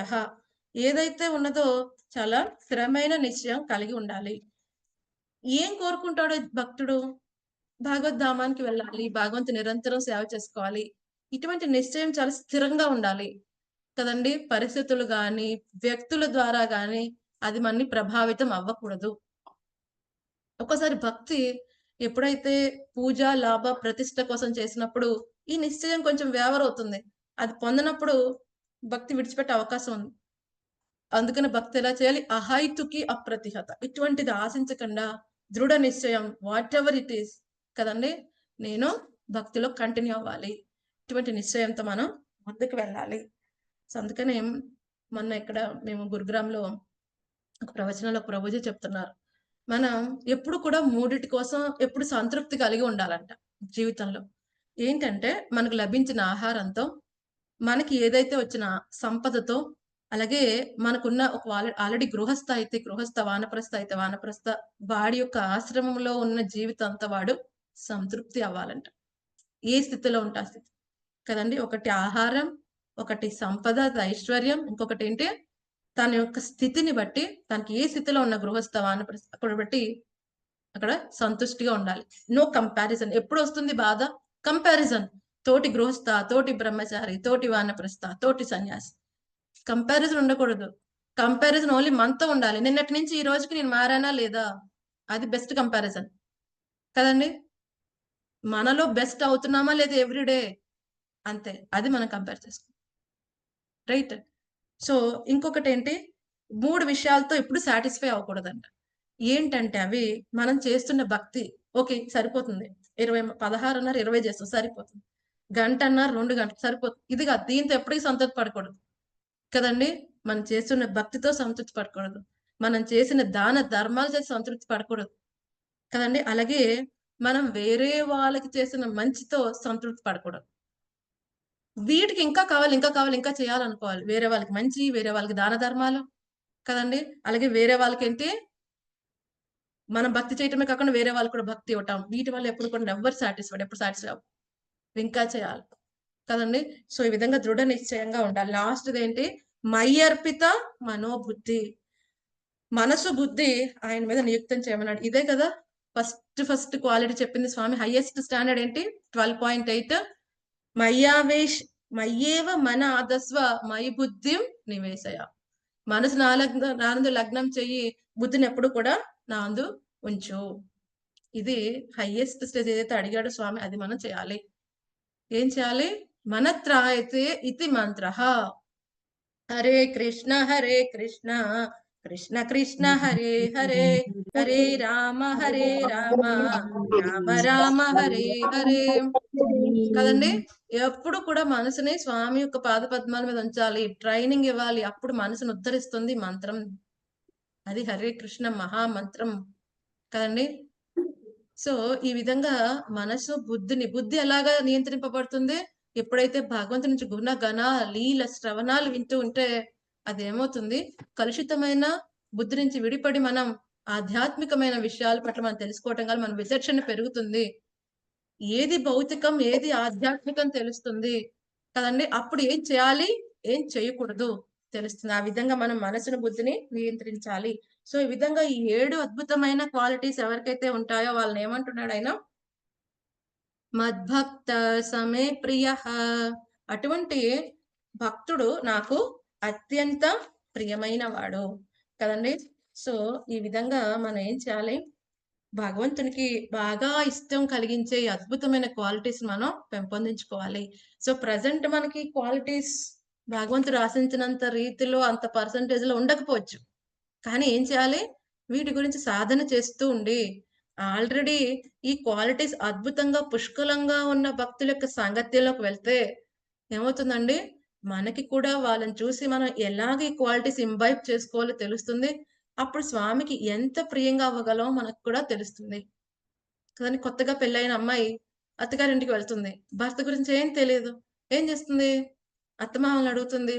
ఎటువంటి ఇష్టం, ఏమి ఇష్టం కాదు, ఎటువంటి సమయంలో సంతోషంగా ఉంటాడు, ఏది బాధ కలుగుతుంది, ఎప్పుడు దుఃఖంగా ఉంటాడు కదండి, తనకి ఏది అయిష్టంగా ఉంటుంది, ఏ రంగు ఇష్టం, ఏ రంగు ఇష్టం కాదు, అన్ని కనుక్కుంటుంది.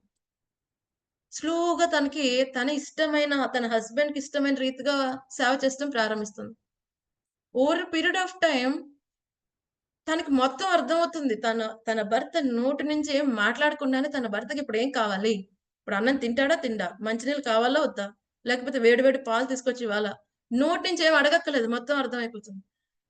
ఇంట్లో ఎప్పటి నుంచో స్నేహంగా ఉన్న వాళ్ళ తమ్ముడు అన్న వాళ్ళకు కూడా అర్థం కాకపోవచ్చు, బట్ ఈవిడ ఫుల్ గా అర్థమవుతుంది. ఎలా అర్థమవుతుంది, సేవ చేసి చేసి చేసి అర్థమవుతుంది.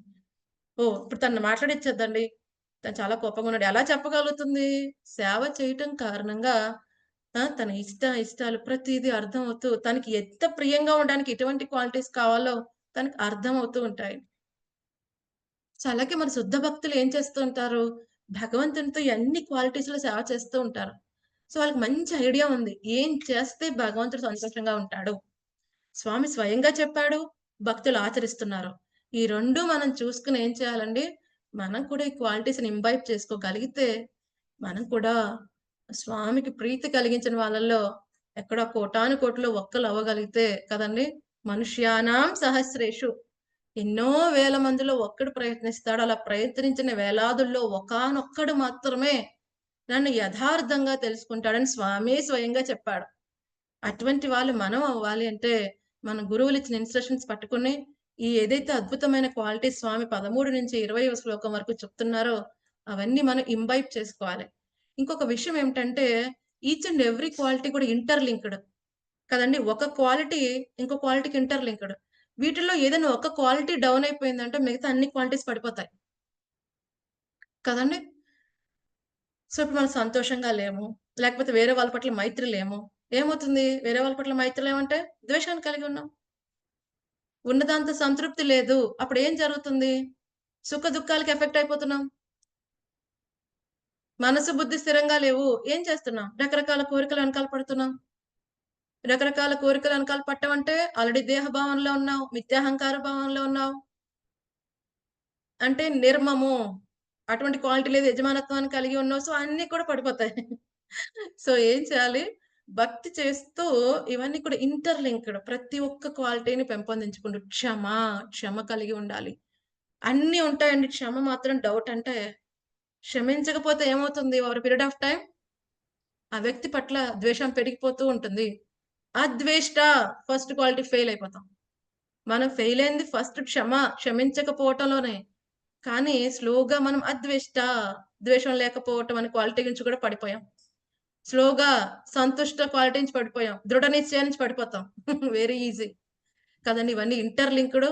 అందుకని ఏం చేయాలి, స్లోగా భక్తుల యొక్క సాంగత్యంలో శుద్ధ భక్తులు ఎలా ఆచరిస్తున్నారో తెలుసుకుంటూ మనం ఒకటి అర్థం చేసుకోవాలి, ఇప్పుడు మనం పర్ఫెక్ట్ అయితే కాదు, ఇవన్నీ లక్షణాలు మనకు 100% లేవు, బట్ ఏం చేస్తున్నాం,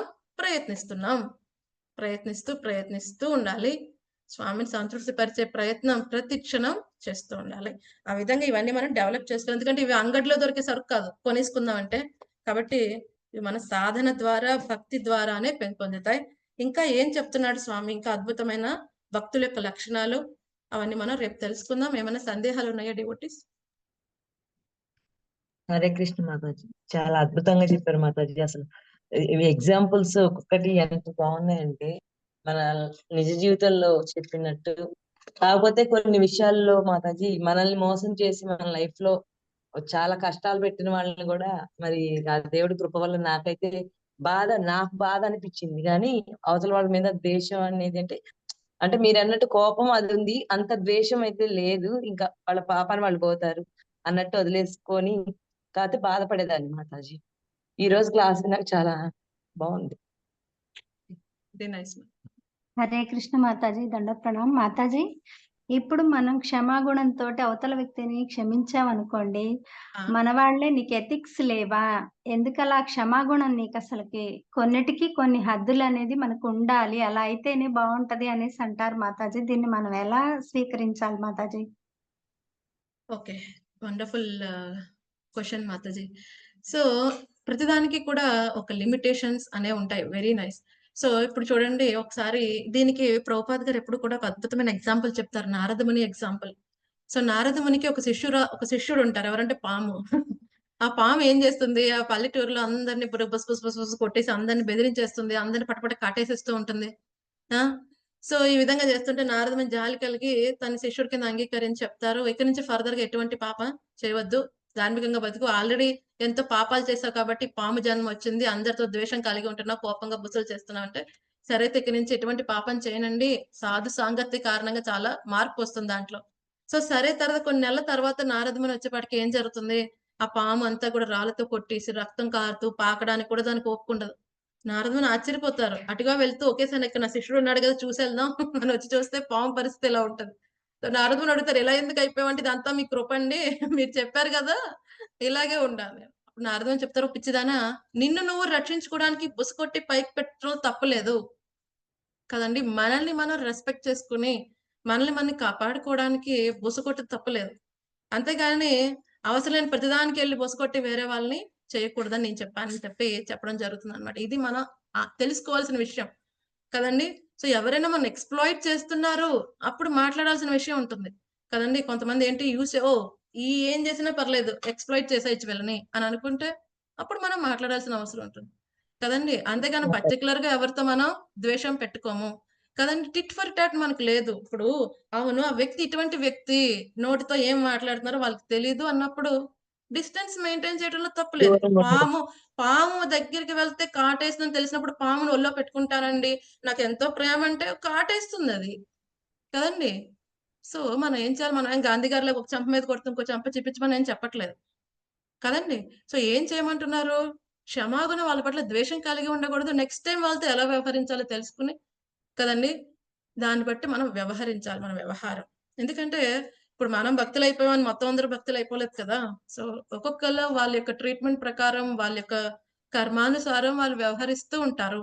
సో మనం ఏం చేయాలి, క్షమించగలిగితే క్షమించాలి. సో నెక్స్ట్ టైం మళ్ళీ అంతగా పెట్టుకోకుండా చాలా జాగ్రత్తగా మన డిస్టెన్స్ లో మనం మెయింటైన్ చేసుకుంటూ జాగ్రత్తగా అంటారు కదా ఏమంటారు, వాళ్ళకి ఏమి అపకారం చేయకుండా మన పని మనం చేసుకుంటూ వాళ్ళతో చట్టాపట్టాలు వేసుకుని తిరగక్కలు. ఓకే ఈ వ్యక్తి ఇలాంటి వాడని తెలిసినప్పుడు నెక్స్ట్ టైం మళ్ళీ చట్టాపట్టాలు వేసుకుని లాస్ట్ టైం క్షమించేసాను మళ్ళీ ఇలా చేయొద్దు అంటే వాడు అలాగే చేస్తారు కదండి. నేను క్షమిస్తూనే ఉంటాను, నువ్వు మాత్రం మారాలంటే వాళ్ళు మారరు, నువ్వు మారిపోయినంత మాత్రం వాళ్ళు మారిపోతారంటే అది అమాయకత్వం.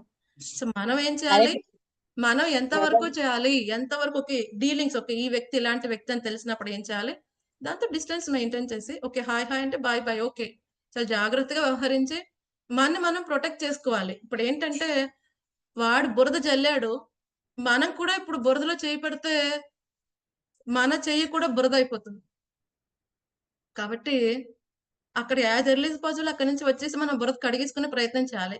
ఆడు వేసిన బురదను కడుక్కోవడానికి చాలా సంవత్సరాలు పడుతుంది, మళ్ళీ మనం కూడా బురదలో చేయి పెట్టి వాడి మీద వేసి మళ్ళీ వాడు ఇంకో 2 బురదలు వేసి ఇది కంటిన్యూ అవుతుంది. ఒక జన్మలో కాదు, నెక్స్ట్ లైఫ్ లో కూడా ఈ ద్వేషం కంటిన్యూ అవుతూ ఉంటుంది. చనిపోయేటప్పుడు అదే ద్వేషంతో ఉంటే మళ్ళీ నెక్స్ట్ లైఫ్ లో కూడా అదే కంటిన్యూ అవుతుంది. కాబట్టి చాలా కేర్ఫుల్ గా డీలింగ్స్ అనేవి ఉండాలి. ఈ వ్యక్తి ఇలాంటి వాడని తెలిసినప్పుడు చాలా వాళ్ళతో వ్యవహరించే విధానం, గడిపే సమయం చాలా జాగ్రత్తగా వ్యవహరించుకుని చేసుకుంటే మంచిది.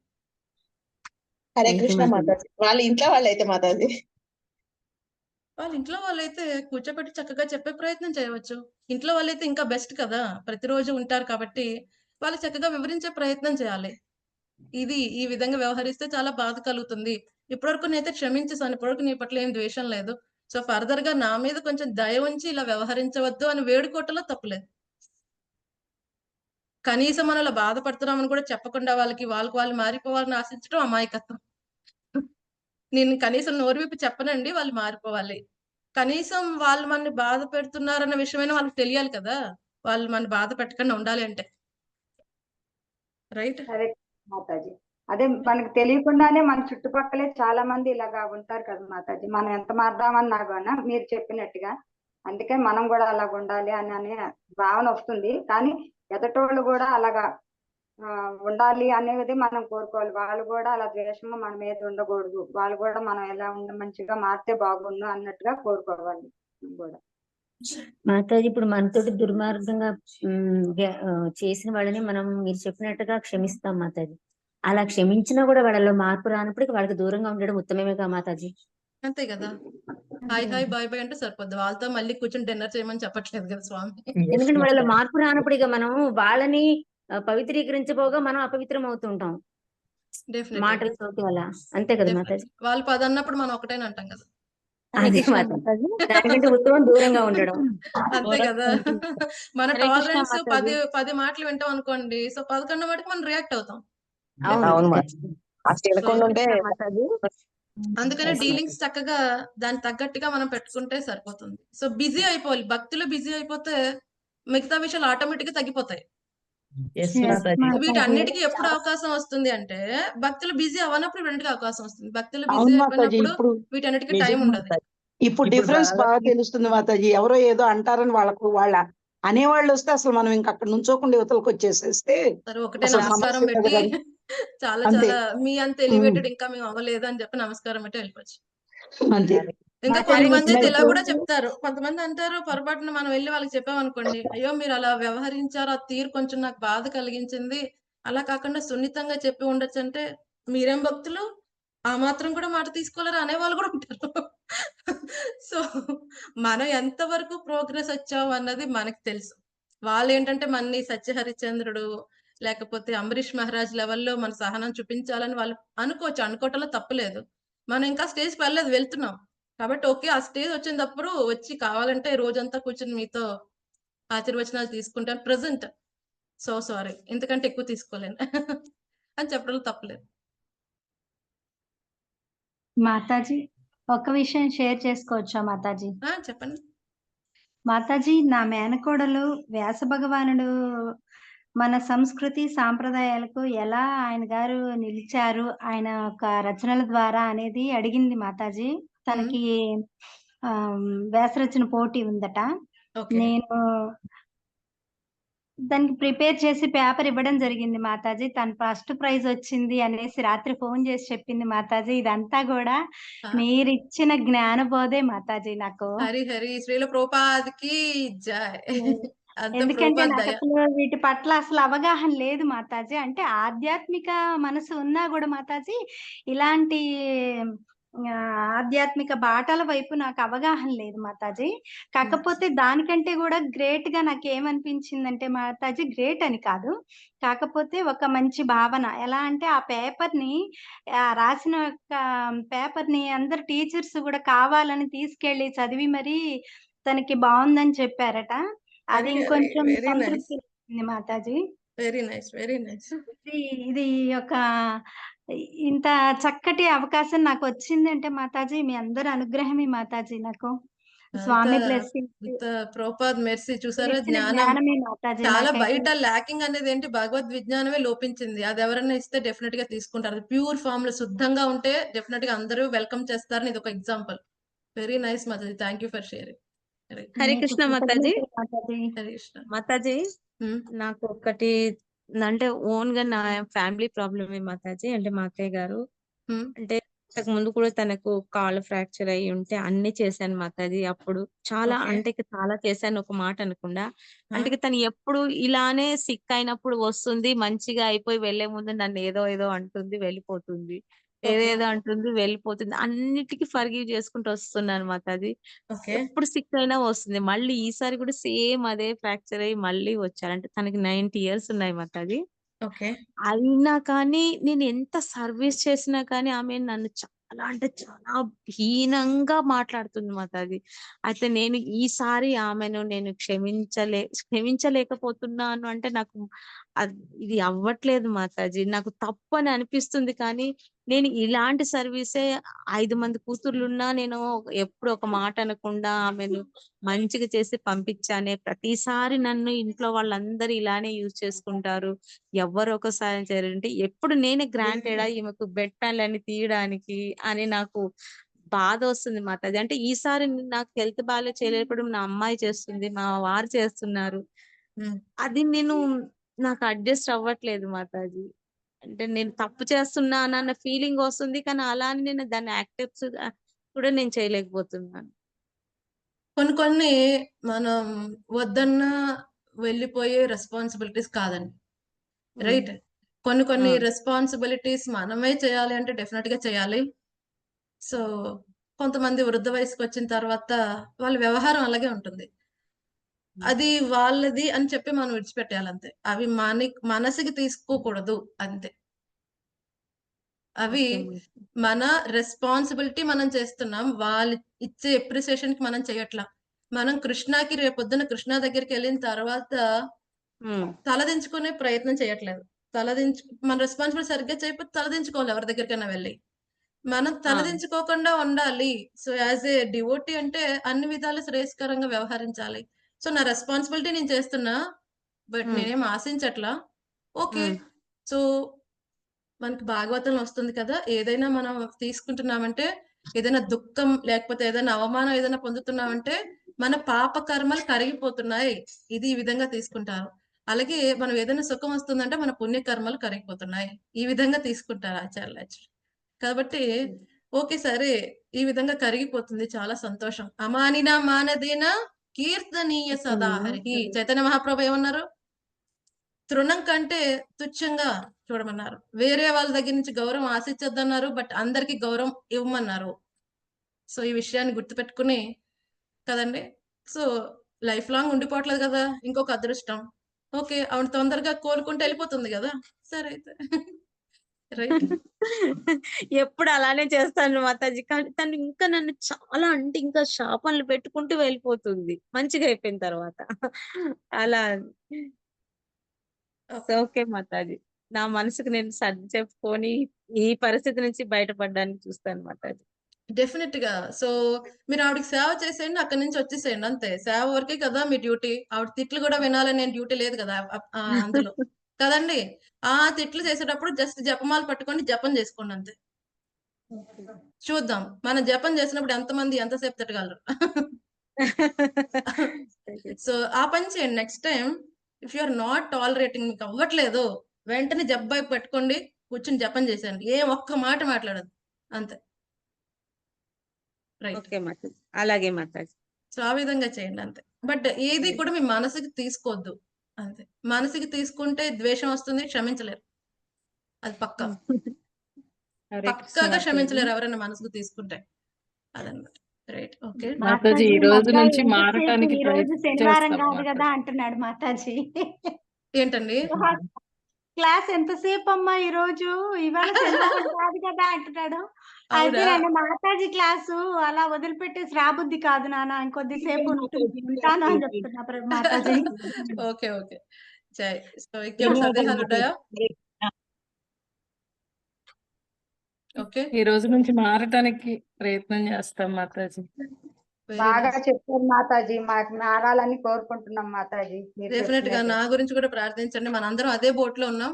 సో మనందరం కూడా ఈ అద్భుతమైన క్వాలిటీస్ పెంపొందించుకోవడం కోసం ప్రయత్నిస్తున్నాం. మన గురువుల్ని, శ్రీల ప్రభుపాద్ని, రాధాకృష్ణ చక్కగా ప్రార్థించుకుందాం. Hare Krishna Hare Krishna Krishna Krishna Hare Hare, Hare Rama Hare Rama Hare Hare. So thank you so much dear devotees. మళ్ళీ రేపొద్దున్న మనం మళ్ళీ కలుద్దాం. రేపు ఇంకా కంటిన్యూ చేద్దాం భగవంతుడు ఏం అద్భుతమైన క్వాలిటీస్ చెప్పారని. ఓకే, గ్రంథరాజ్ శ్రీమద్ భగవద్ గీత की जय, श्रील प्रभुपाद की जय, गुरु महाराज जय पताका स्वामी महाराज की जय, निताय गौर प्रेमानंदे हरि हरि हरि हरि बोल। जय। थैंक यू डिवोटीज, हरे कृष्णा। हरे कृष्ण हरे माताजी, कृष्ण माताजी, దండం మాతాజీ ప్రణామం। దండ ప్రణామం మాతాజీ धन्यवाद प्रणाम हरे कृष्ण डिवोटीज, माताजी। హరే మాతాజీ దండోత్ ప్రణామాలు. धन्यवाद हरे प्रणाम कृष्ण डिवोटीज। माताजी, దండం ప్రణామం। మాతాజీ